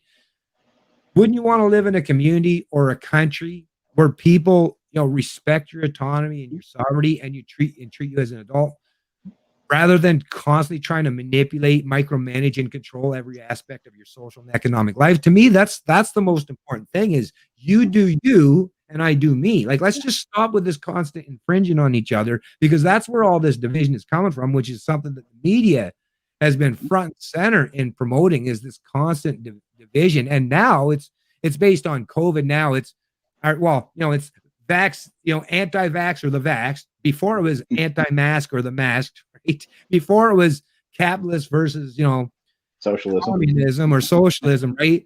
Or, it's just this constant. There's so many iterations of this divide where, like I say, how many iterations, how many times does it have to happen before you realize that, okay, this is literally, that's what they're doing, is they try to keep us divided so that they can run up the middle, do whatever they want, and we're all over here too busy fighting each other to do anything to push back against them. And that's, and it, if you look back, if you go back into like, and I said before, it's still the same, and you and I agree that, the media drives the narrative, and then the political parties do their polling and pandering, and they find a way to get that wedge issue, right? When most of these wedge issues, if people weren't told about these wedge issues from the mainstream media, I don't think they'd be wedge issues. It's the indoctrination of these ideas. I mean, for years it was, not so much in Canada, but more so in the United States, it was blacks against whites. There's an issue there. Well, after time, society evolved and realized there shouldn't be a divide here. We're all human beings. We all bleed red. Yeah. So then they had to find another thing. So then it was the war on drugs. So then they went after people then it increased the prison population. Then once that, that's still going on. And now it's the war on the poor people and the wealthy. And they're trying to find that wedge gap. And, I've made the argument, if you want to be a communist and you want to live in Canada and you don't want to infringe on my rights and you want to have your own little community, all the power to you. Yeah. But don't infringe on my rights and what I believe just because it's not what you believe. Because I'm not, I have a Discord channel, and I have all walks of people in there, from Marxist Leninists to anarchists to monarchists. Everything's in there. Yeah. And when you actually get down to the brass tacks and talk to these people, most people can actually say, okay, here's what I believe, here's what you believe. But there's got to be a point where people realize, like, and the liberals do it, the conservatives do it, the NDP, that they push the narrative for their own personal gain. And I wish more people would realize that. And it's most people won't. I don't think most people will wake up to it because I don't want to come off, but they're intellectually lazy. They read the headlines, they read the buzzwords, and they don't actually take the time to look into things. Like, I've had people tell me, like, just comments like Maxime didn't get into the debate this time based on polling, but what they did is they took one of the polls that didn't even mention us, so it dropped our percentage below the required 4%. Yeah. Clearly now we're well above that. I've had people come to me, well, we don't want a Nazi in the debate. And I'm like, do you understand what a Nazi is? Yeah, I know. Like, it's authoritarian control. I mean, it's essentially, if we're looking at what the Nazi Party did, we know what they did. They slaughtered the Jews. Anyone that didn't have blonde hair, blue eyes, they put in an internment camp and gassed them. They wanted to control everything.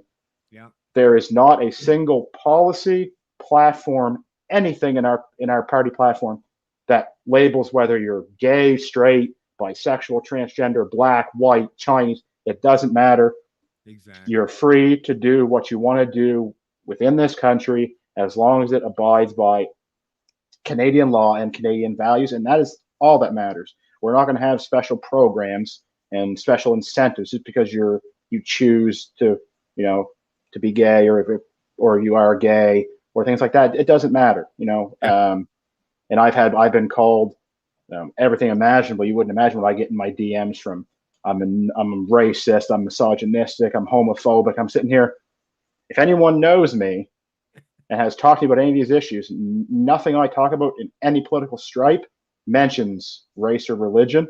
But those parties, again, they use those tactics, and they think that they'll block us from the media for the most part, and then in our absence, they'll give us a false narrative, and the people that tune in believe it. Yeah, and that's the battle that we're up against.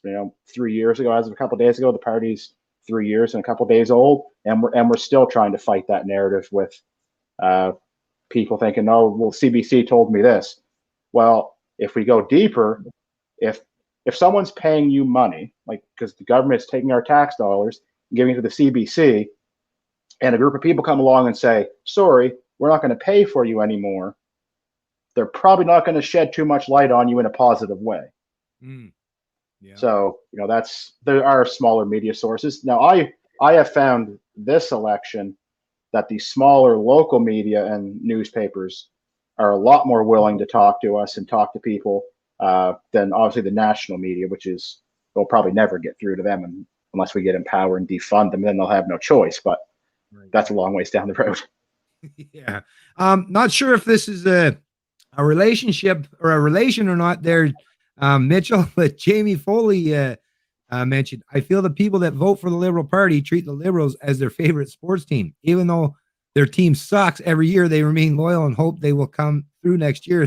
When I read that, tell you the truth, is like, wait a minute, that's exactly the kind of stuff I say. I always joke around that the Liberals and the Conservatives are basically akin to the Montreals versus the League, right? Yeah, it is the exact same.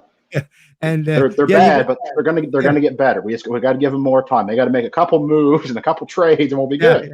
Yeah. And it's the same idea. The reason why they're all losers is because they're constantly getting unneeded support, both personal and financial, rather than have to actually work for it, right? Well, it's kind of this again with the political divide and the narrative that gets pushed. A couple of weeks ago, I believe, like, Justin Trudeau was on the campaign trail and he got some rocks thrown at him. Yeah, I heard about that. Now, I don't condone any sort of violence like that. He's, as much as he, in my values and beliefs, what he is doing is wrong. He believes what he is doing is right. So everyone comes to his defense. And even Maxime come out and made a tweet saying, like, the person should not have thrown the rocks.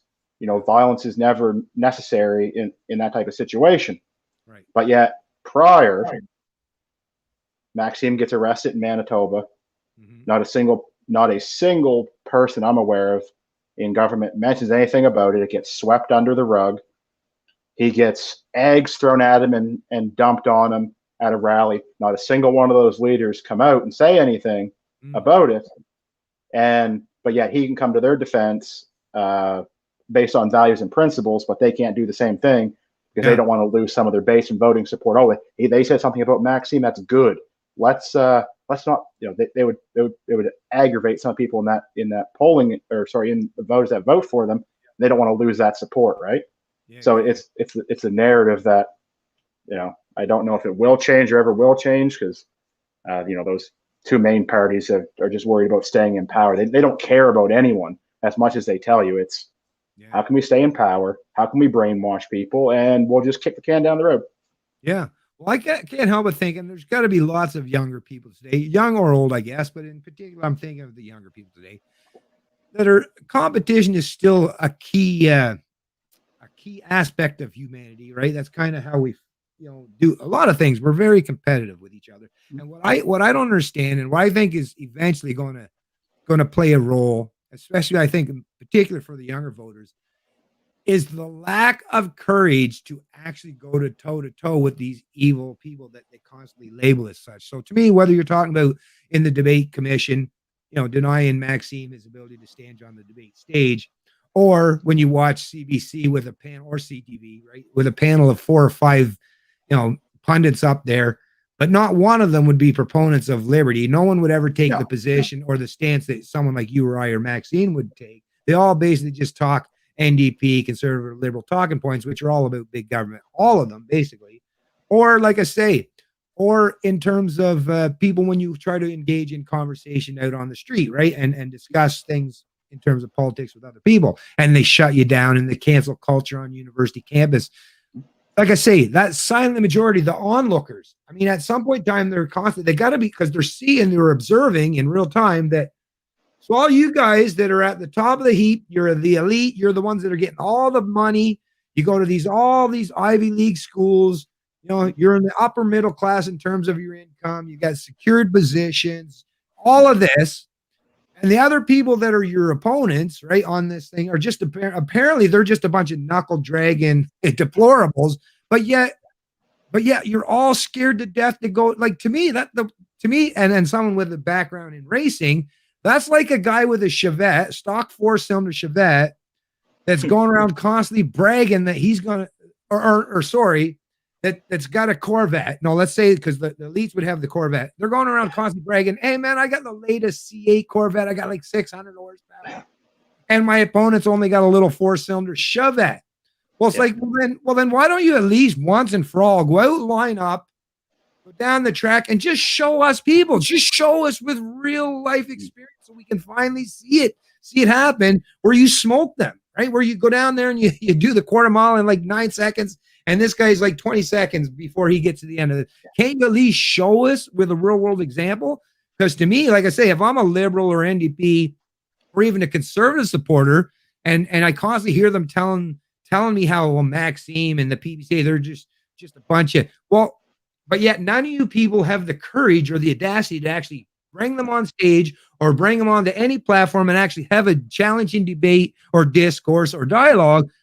I'm going to start to question your credentials at some point in time, right? And if you noticed in the last debate, like in 2019, when Maxime was in the debate, even the questions weren't even like, everyone kind of got these,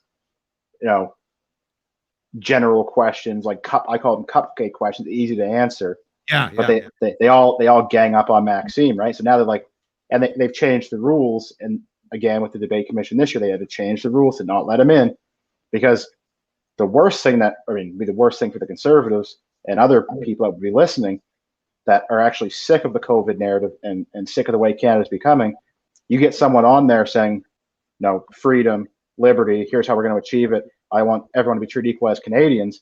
It's going to turn it's going to make people listen a little more. And I get back again, those elite parties don't want that narrative in front of them, because I don't know if they could even, like, what's the rebuttal to that? Because if you say, we want more freedom, and people understand, well, I think some people understand what freedom is, it's gonna change people's minds, and they don't want that discord, right?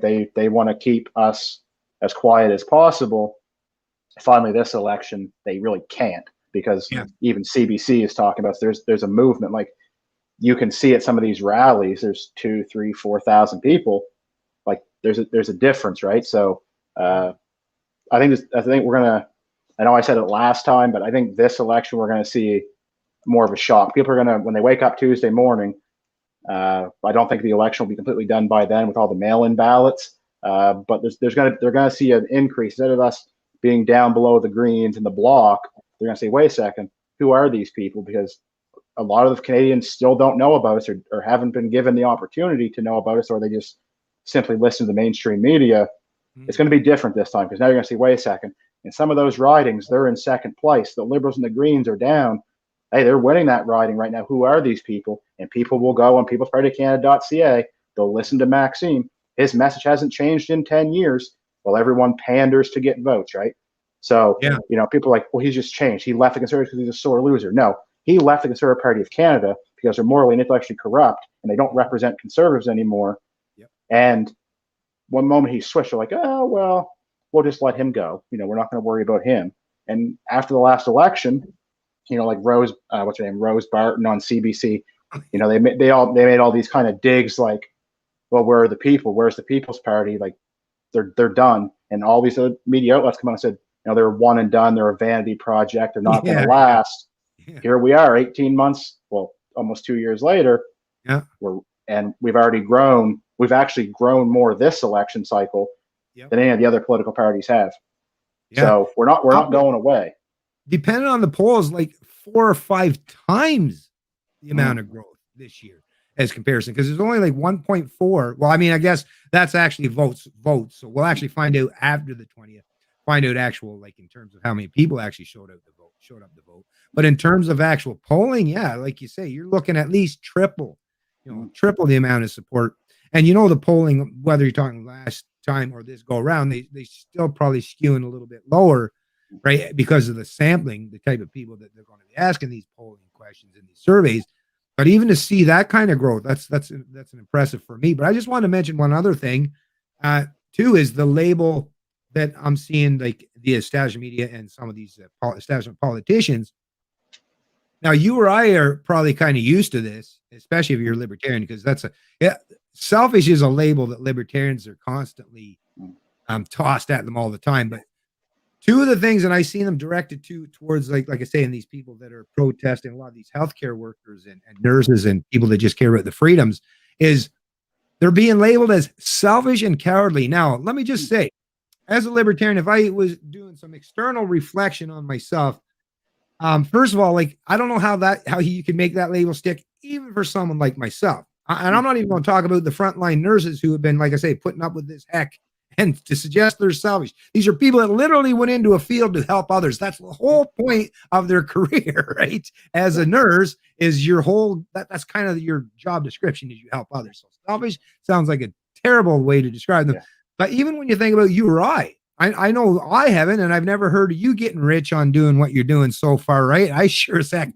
I mean, I might, once in a while, I might get it from YouTube, thanks to the super chat and enough views, accumulate enough time. I might get $100 every couple months thrown at me from YouTube. But once again, I've been doing this for years and years and years. You've been doing it for a substantial amount of time. I don't know how many years yourself. None of us are making money on it. So where do you get the selfish label? I literally put hours and hours and hours of my time on a regular, now not so much lately, but I have in the past. I've got almost 1,300 videos and live streams. So I spent hours and hours of my time freely, right? Yeah.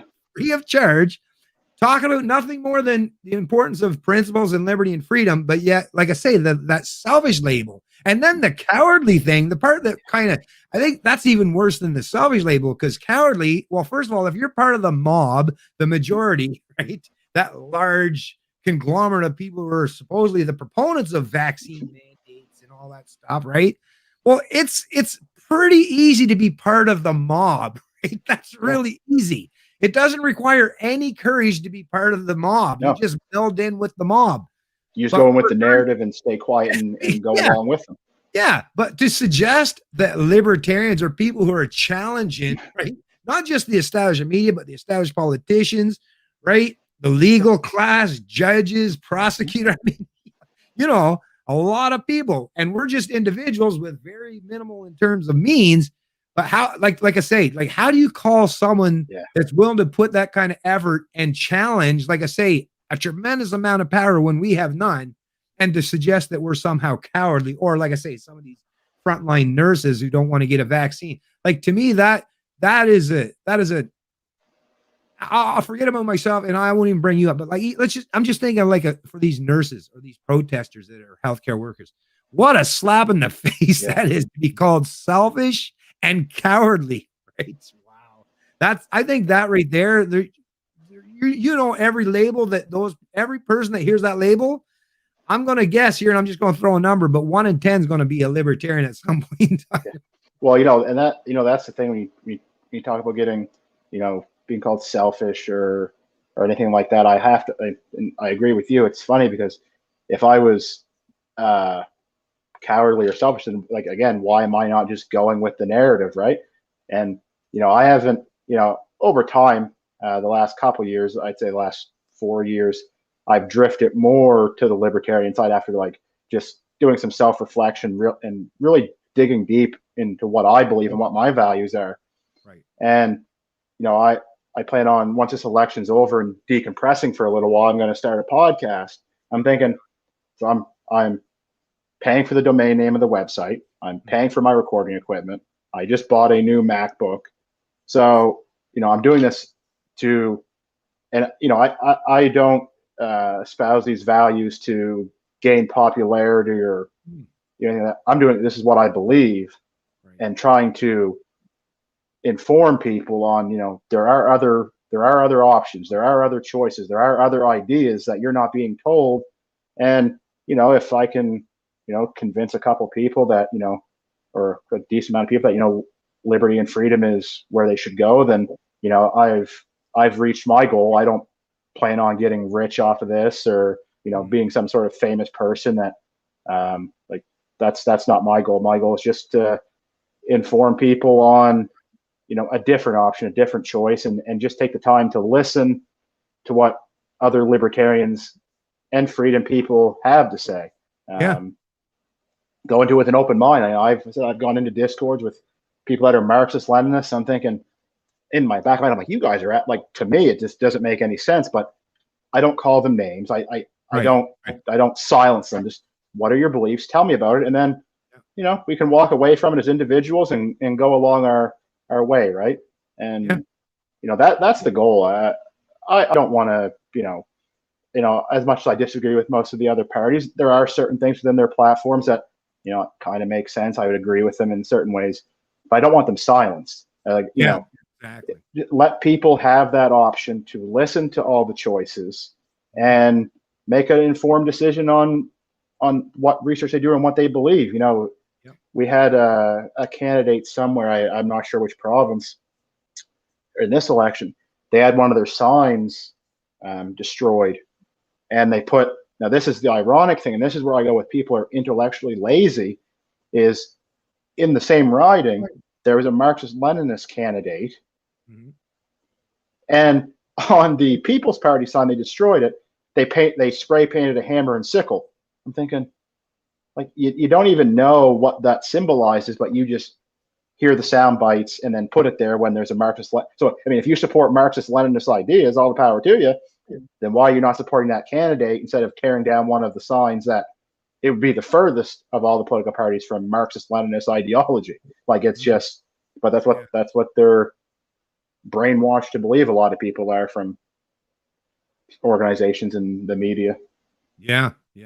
Well, that's good of you to be leading by example, because every time you have a conversation, I've gotten to be a lot better at doing that myself, because it's vitally more important to try to at least, like I say, lead by example and not do what this typical establishment or the authoritarian types would do, is just use your opportunity to have a conversation with someone you disagree with to one up them, because at the end of the day, you haven't really gained anything. You might have gained like a pat on the back for yourself for 5 seconds, but now you've got that other person, they're going to double down on their own insanity just by sheer fact that you used your platform to basically make them try to look bad. Whereas if you, like you say, you lead by example and show, now some of that'll work for others. They'll just take advantage of the fact that you come across as, non-authoritarian and use that against you and say, well, if this guy's going to be passive or not stand up for himself, well, I'll just run rickshot over him. But they'll find out quick enough that that's not what libertarians are typically about. It's all about not preemptively using violence. It's not that libertarians are against violence as a means of defense. It's just that it's not what we typically use as a means to engage with other people. It's a means of last resort. But it's good for you to actually do that, because I think that's the best way to bring around people. Because you got to think, I've always thought about this myself. There's a substantial portion of those people. There are the dogmatists, there are the ideologues for sure, but I would suspect, based on just my own anecdotal experience and people I've heard talk about it, that proponents of Marxism or communism or socialism they just don't really truly understand what it's all about or how you get from A to B, right? They just need to come to an understanding. And a lot of them are just disenfranchised themselves with the current structure, and they think that it's capitalism, like you say, is what's causing the harm. But in reality, they just need to be explained that no, it's not capitalism, it's capitalism or crony capitalism or corporatism. That's what you're really against. Because every time I hear a Marxist or a socialist or a communist proponent, especially one that's a little bit on the younger side of things, is they're railing against like these mega corporations or government doing this, that, or this. So they're not big fans.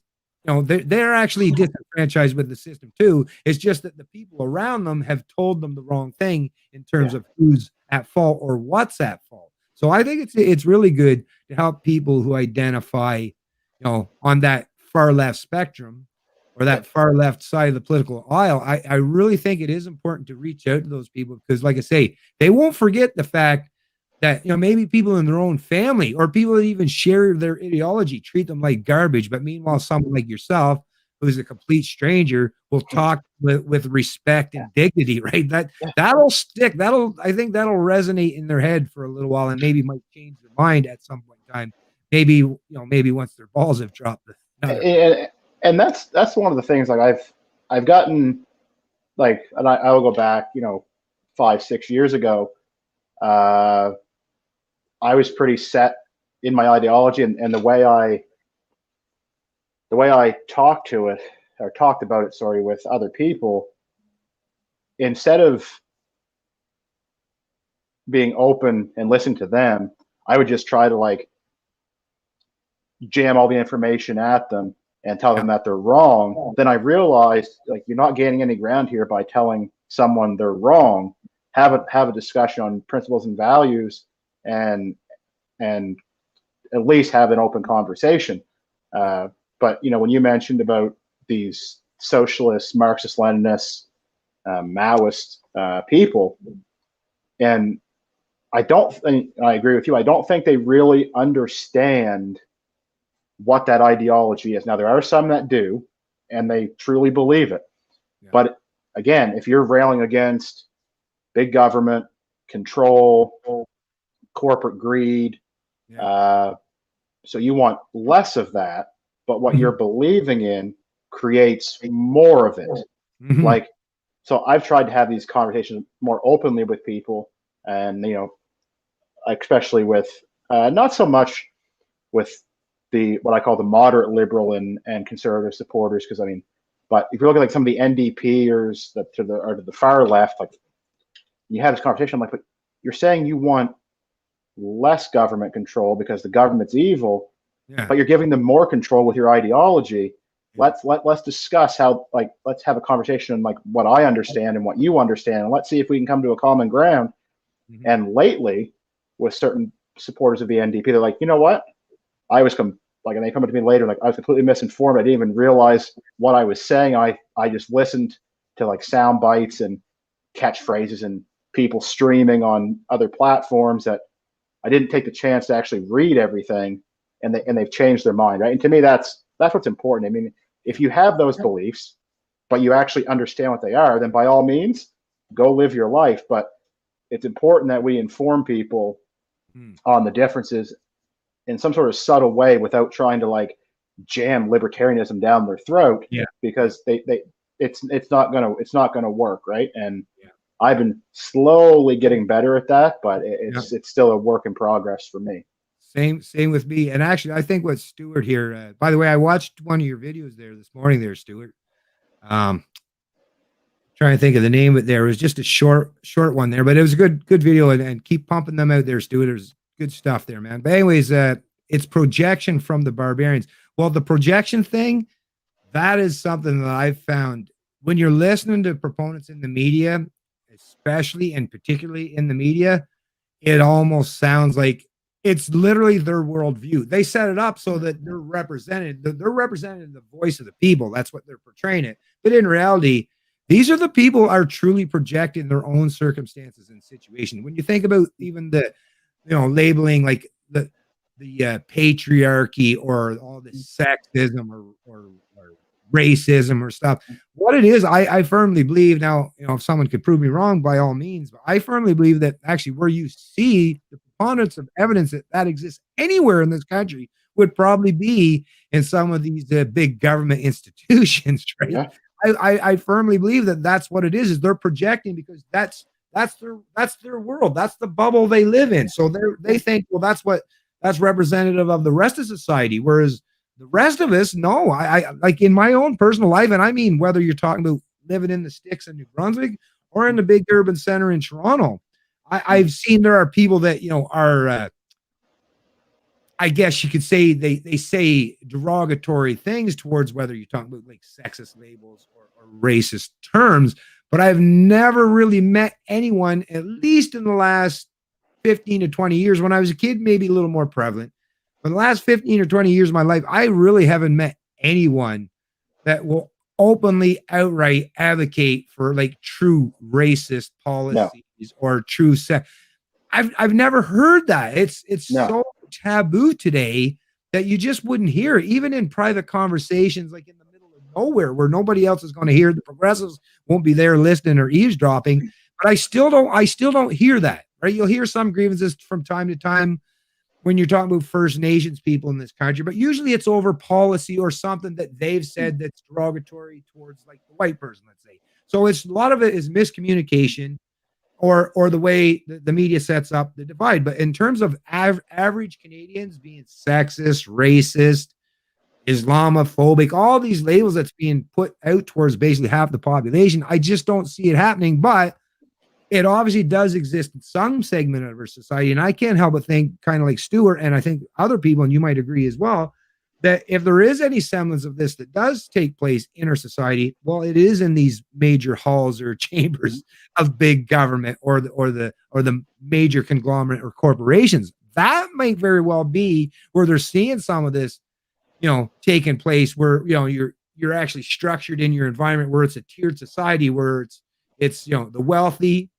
and the slave class underneath. And I don't doubt for a minute that is very, very prevalent in big government or some of these major corporations. No, I agree, and it's kind of. I was actually going to bring it up, but you brought it up already with the First Nations. The tragedies that had happened for a long time at the residential schools. Mm-hmm. I've heard stories from people that were at these residential schools, and some of the horror stories. It's sickening to think it happened here. But the issue I have with the situation is the moment it happened, every single, well, I should say it, the liberals, the conservatives, and the NDP all jump on it and politically weaponize it. Yep. Yes, it's sad. We need to address the issues. We need to educate people on what happened, but don't politically weaponize this. Yeah. Like let's be clear. The liberals and conservative governments were the ones that did this to the First Nations people. Mm-hmm. They are the ones that continue to have legislation in place that keeps our First Nations people poor or dirty drinking water. Yep. So if you want to address this issue, if you feel bad, well, let's play the whole card out here, because there's still many boil water advisories on First Nation reserves. They don't have clean drinking water. They don't have clean housing. Yeah. But these two parties will not make the changes necessary to ensure that they have the same rights and freedom and liberty as any other Canadian, pre-COVID, of course. But the liberties aren't there, because they know if they promise these people something every 4 years or 2 years, they pander to them, right? They're chess pieces in their sickening game, because they know they're going to get a portion of that vote, and it might just be enough in that riding to pull you over the top and win that riding. It's absolutely sickening. We need to address this issue, and doing it with more money is not going to solve it. You need to allow these people to have more private property, fix their water issue. If we cut some of our foreign aid and said, here we go, let private companies go in here, fix your water issue. The problem is fixed, but they don't want to do that. We'll clean up this reserve for you, or this community, in a couple of years. But if you vote for us, we'll fix it. They have no plans of fixing it. There's just almost as many water boil advisories on the reserves in Canada as there was when Trudeau announced we're going to fix all that. You haven't fixed it. You haven't even fixed maybe a handful of them, of how many are left. Yeah. Fix the problem and stop playing games with these people. Yeah. Let them be free. Let them own their land. Let them own their businesses, and stop taking the government literally says, well, we're going to pander to you. We're going to promise you these things. Then we're going to come in your back pocket and make sure you just keep your head just above water. We'll give you a little more next time. It's sickening. It's absolutely sickening. Yeah, actually, I'm going to actually add a little something where I can kind of tout my new internet setup while at the same time bringing the continuing on the First Nations thing, and of course advocating for and a little more proof to the table in terms of the free market. So I'm not sure if you're familiar, anyways, but I now have my Starlink set up, and my internet is much better, much faster. That's Elon Musk's internet company. Yeah, yeah, and actually, when I was reading up about it and watching lots of videos about the some of the people that have got it, because it's still in beta testing right now, but I mean, I can get anywhere from the low is like 80 to 90 megabytes. I've gone up to 212 download, and then for uploads it's been as low as 8 to 40 in and around there. But it's like a gazillion times faster than my old setup. I won't even bring up my old setup. I'm not here to attack or whatever. But like I say, the thing what I noticed, and when you're talking with the First Nations, is one of the articles I was reading about it, is it was actually a First Nations, was it in Washington State, somewhere in or Oregon, somewhere in the northwest of United States, was actually one of the very early adopters, the beta testers when Elon Musk first rolled it out, and they got it out to the first 10,000 people. And their entire community, like, amazing how much it flourished, and especially under COVID with the having to do schooling online and stuff, being able to have an alternative way to get your kids educated or be able to have much better services in their community. And it all happened as a consequence, as a result of not big government initiatives, but of a private business, right? A private development that actually offered and stepped out and said, you know what? Because I mean, governments in the Western world, in the US and Canada, have been saying for well over a decade now, oh yeah, we're going to get high-speed internet out to the rural communities next year. Like, a lot of times that's even a plank on their platform or a position they'll take to try to tout their creds for us people that live in the sticks, because they know that in 2021 it's kind of crazy to be still functioning. I'll tell you, my prior setup, it was supposed to be 10 download and 1 upload in terms megabytes, but typically I would get 2 to 3 megabytes download and less than 1 for upload. So like 700-800 kilobytes per second. So not even 1. So not even as advertised. And actually, I went months on end where the provider gave me a $30-$40 discount every month, because they just don't have enough infrastructure to provide for so many people. So they were giving everyone discounts because we were having really terrible. I mean, you couldn't watch anything without it buffering. And like I say, not to attack, but I'm just saying it shows, it's just another clear-cut example. And I mean, with Elon Musk and SpaceX and Starlink and Tesla, it's already shown there's countless examples where the private sector can step up the plate. I mean, like I say, here we are in 2021, and I'm hearing even now that Quebec, they're going to invest, I think they were saying like $8 million or something like that, or they're going to do. And it's like, why waste taxpayer money? We know that there's private sector options, and there's going to be more coming. You got Amazon, Jeff Bezos with Blue Origin, that's now got their rocket set up. And I think theirs is called OneWeb, or I might be mistaken that, but there's OneWeb, and then there's other ones. So there's 2 other options that are going to be coming up. So yes, stop clamoring for government to create these things that's just going to be cumbersome, bureaucratic, massively expensive, right? And everything, change happens at a snail's pace. Whereas like here with Starlink, not only do I got a great connection, but Starlink, as it is for the first 1,200 satellites they put up there so far, has to rely on so far with some ground-based infrastructure in terms of what the word they call them. I can't think of it right now, but basically these locations where the satellites have to communicate with ground stations. I think that's what they call them, actually, is ground stations. And then it helps. But I'm not sure if you're familiar, but they just sent up, was it yesterday or the day before? This is their first iteration of the new advanced satellites. There was 55 of them that they can send up all at once, but has the laser connectivity. So now the bunch that they just sent up, the 155 new ones, they have lasers that can communicate with all the other satellites. So with the new laser ones, and they're supposed to adopt the new laser style ones, and there might be a whole new iteration, a version 2.0, before they're actually done. But they're already advancing already. They haven't even basically gone mainstream yet, and they've already innovated to the point where actually you're not even going to need ground-based infrastructure once they get these new satellites up there that can communicate by laser. is you won't even need any ground-based infrastructure that you have to worry about. So it'll all be everything that's orbiting the Earth. So it'll be just you as the consumer and the infrastructure that's not even on this planet. And like I say, it was a little expensive to buy outright, but here's the thing. They're so confident in the fact that they're going to keep us as customers and it's going to grow. And that's how they're going to use this money for their adventures to Mars. But right now, so I was reading, it's $1,300 US is how much it costs to produce the infrastructure that I have. So it comes with a satellite, your router, and all your cabling and all your hardware to plug in and everything. Now I had to pay $700 Canadian, but think about it, that's basically half the price. But what it is they're willing to, because they're waiting for, they're going to make up on that on your billing per month. But even my billing, it's $129, so it's a little on the expensive side. But tell you the truth, my prior provider, which like I say was really, really slow, was $92. So I'm spending an extra $30. It's not that big of a deal to have internet that's 1,000 times, like, I mean, just tremendously. Not only is it faster, but the setup was just the most simplest thing you'll ever see. You basically just find somewhere where you're going to locate your dish. You set it up there. It's motorized. You don't have to point it anywhere in the sky. You just mount it. It'll find it. Basically, bring it in the house. You plug it in, and it'll find the satellite for yourself, like by its own.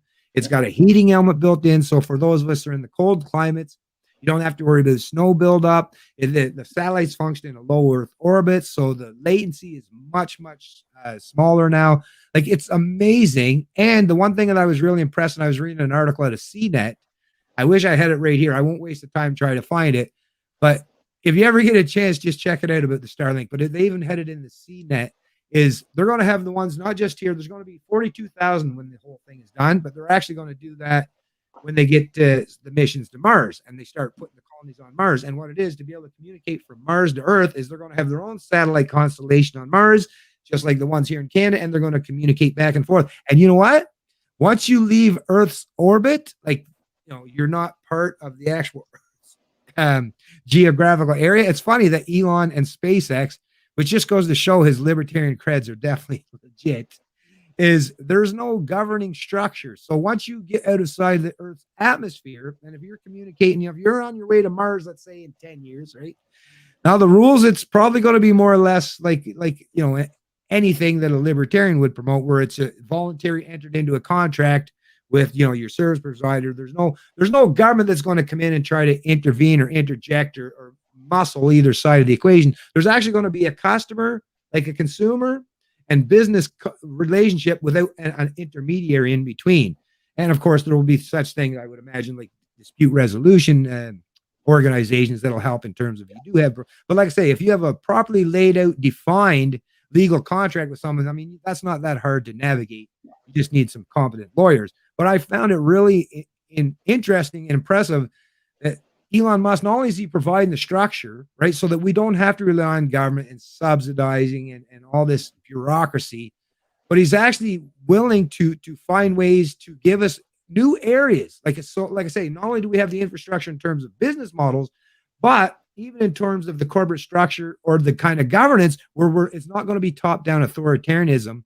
It's going to be more or less along the lines of libertarian values and principles. And like I say, that is what I call leading by example. I agree. It's kind of a small sample size of what could be done if the government would loosen a lot of the red tape and, you know, not tax the big corporations to death and then give them loopholes. And it would help small business too, right? If we had more competition here and more ideas, these small businesses would actually flourish.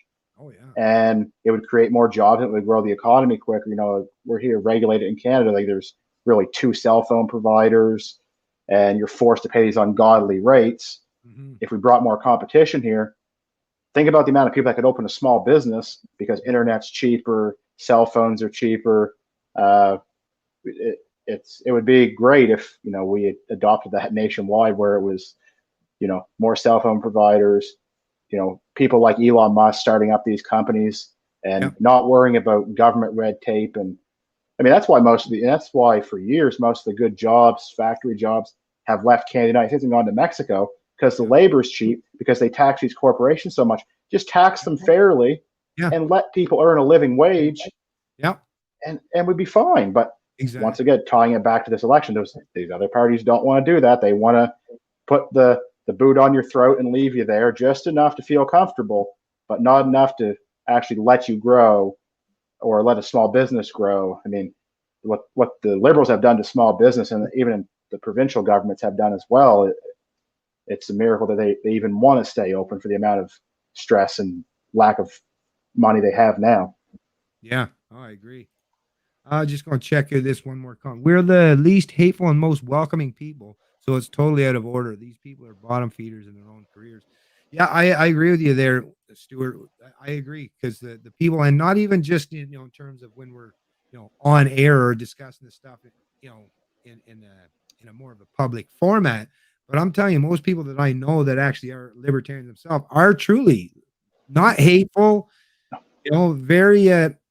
Very good people for the most part. So I think that's what most people will realize at some point in time, that the narrative that's espoused by the established media and the established politicians, it'll fall on deaf ears to enough people once they, like I say, once they've had the chance or the opportunity to actually discuss and have a conversation with people who actually identify as libertarian, or maybe they know them in their personal lives.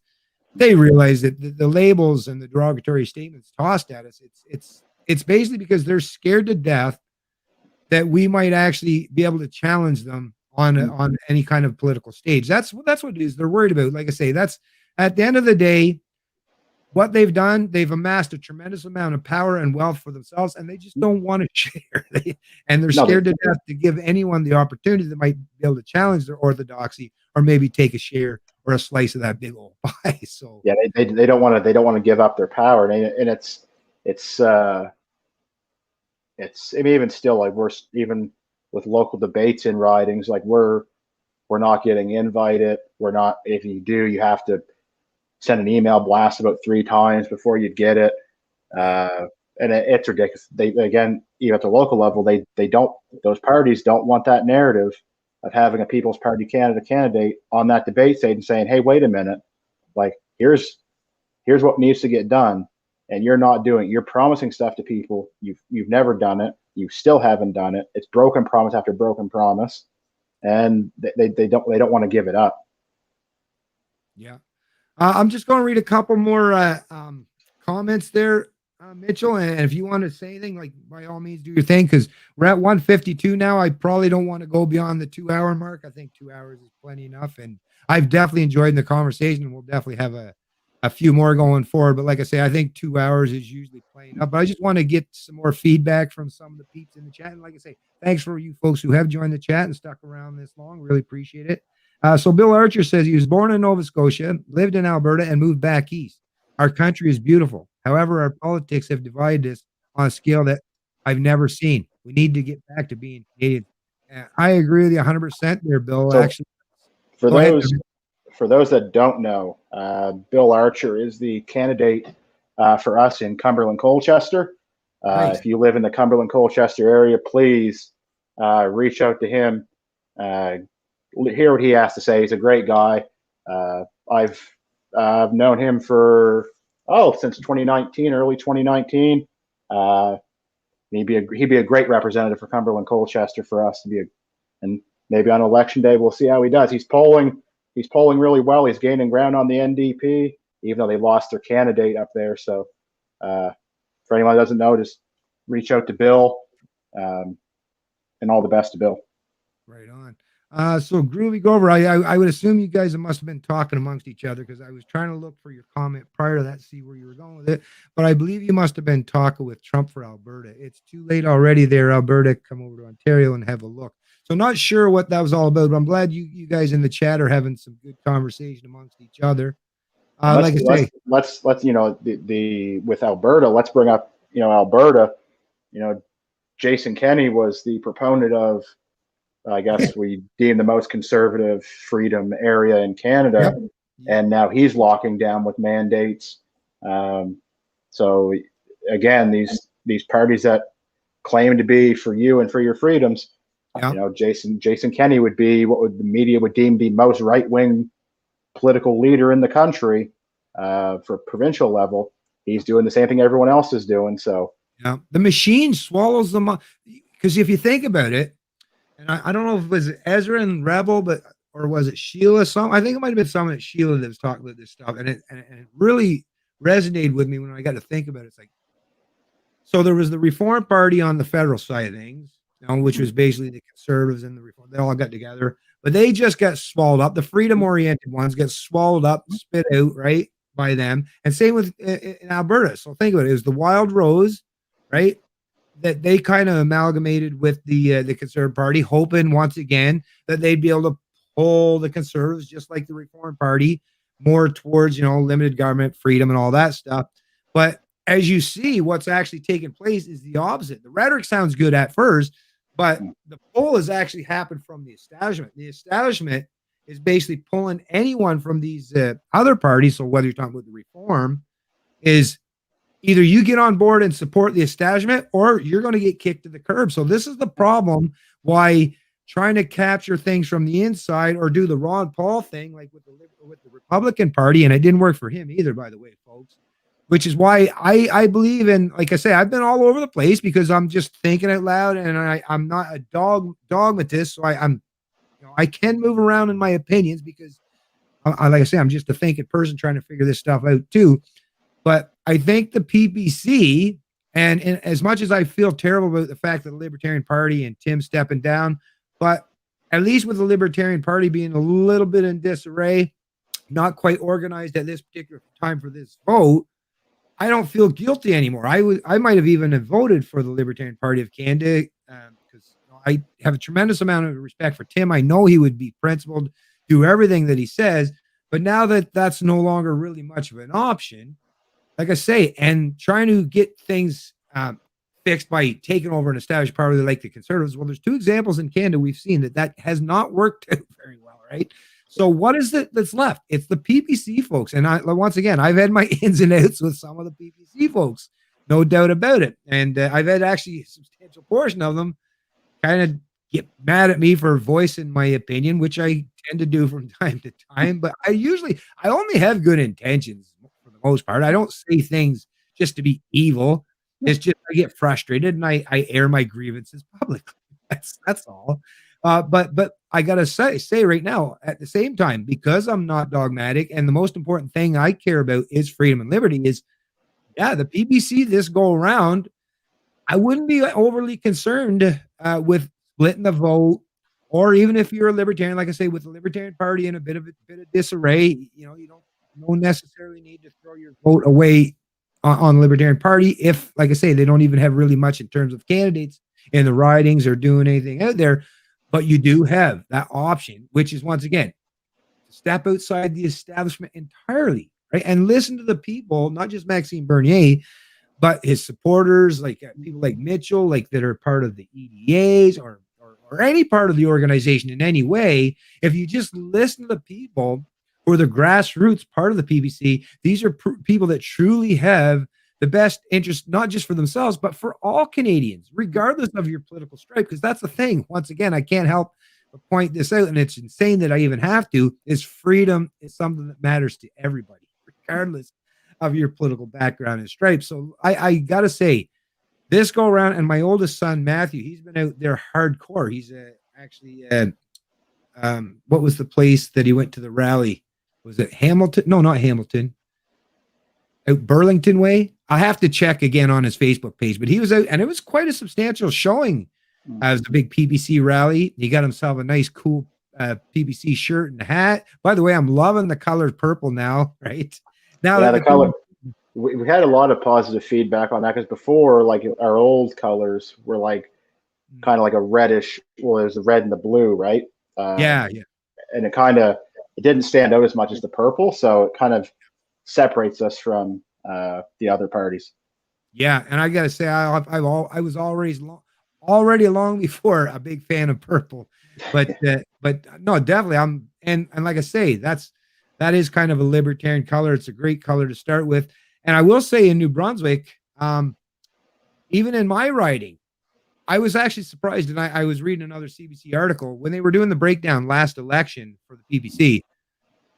Alberta had the highest voter support and intention in terms of polling, but believe it or not, and of course BC's right up there too, But believe it or not, I was actually surprised that actually New Brunswick fared really well. I think it was second or third place that New Brunswick in terms of how many people chose for a percentage of the population that chose to show up and vote for the PPC. So that's pretty impressive as far as I'm concerned. And I got to tell you, I don't see a whole lot in terms of the lawn signs, but I also know that people in a lot of these smaller rural communities, the ones that are challenged the status quo, they got to live with everyone around them. So they'll probably quietly. There has been a large increase in like sign demand this election. I know last election we had some signs out, and most of them went to like members, and there wasn't a lot of people asking for lawn signs.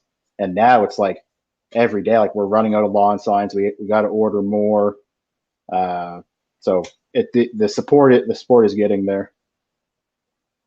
Yeah, right on. Well, I see Rob Vincent, go PPC, go. I voted for Mark H. PPC on Vancouver Island. Like I say, it sounds like the wise thing and prudent thing to do. And even me and my wife and my youngest son, because we're all in the same riding here in New Brunswick, we're all going to go vote together. We were going to do the early voting thing, and actually we should have. Now that I think about it, because Monday the wait lines will be long on Monday. It will be, but where we are, it won't be too bad because we're in a rural community where the population is pretty small anyway, so it won't be too bad. Earlier in the in the call, we kind of got off on a tangent, but when you asked, there was someone that commented, and you asked if it was a relation. That was actually my brother commenting. Oh, right on. Nice. We kind of got on. It slipped my mind. I was going to say it, and then we got into a different issue, and then I forgot all about it. But yeah, that's right. That was Jamie Foley, right? Yeah. That's my brother. Right on. Awesome. Older, younger? Older by 10 years. Oh, really? Right on. Cool. Right on. Well, hi once again, Jamie, if you're still in the chat. But yeah, like I say, I'm going to tie the stream up now. But like I say, I think the important thing that we can do today is make that step and stop worrying about what other people are saying in terms of splitting the vote and all that stuff, and take the time out there and be principled. It's the one chance that we've had in a long time to actually to get our voices out there, and at least to get one or two candidates, or maybe even more than that, out there that are represented. We got a lot of work to do yet, folks. A lot of work. Just voting. Even if we get a few candidates in, there's still a lot of work to be done. But at the very least, I think we're at least on the precipice of making that first step. Last go around was kind of the introduction. It was the beta testing model for the PPC, right? Go ahead. And to be fair, a lot of, and you and I discussed this before, was after the last election, there was so many people were so excited about a new party. And then a lot of them were extremely disappointed in the result, only getting 1.6% of the vote. So a lot of people they stopped the social media. They weren't sharing the information. They just went into the darkness, if you will. But it's different this time. There seems to be more interaction. But let's be clear: when you go into the polling station, don't listen to what everyone's telling you. Don't listen to what the mainstream is. Take the time, like I said earlier in the call. Listen to what go to someone that is within the party, or read the platform online and understand what we're fighting for. And just because you check that box for us or whoever you vote for, if you're loyal to that party or this election, when the election's over, the fight doesn't stop. Reach out to your local EDAs, reach out to your executives, reach out to coordinators. If you can, get involved in any way you can, and just help grow the movement, whether that's for us or another party. Whatever your passion is, it will further promote democracy and hopefully restore Canada to the great country it once was. Exactly. I agree. Anyways, Mitchell, like I said, I really appreciate you coming on here and having this chat with me. I've always enjoyed our discussions, very engaging and, like I say, informative.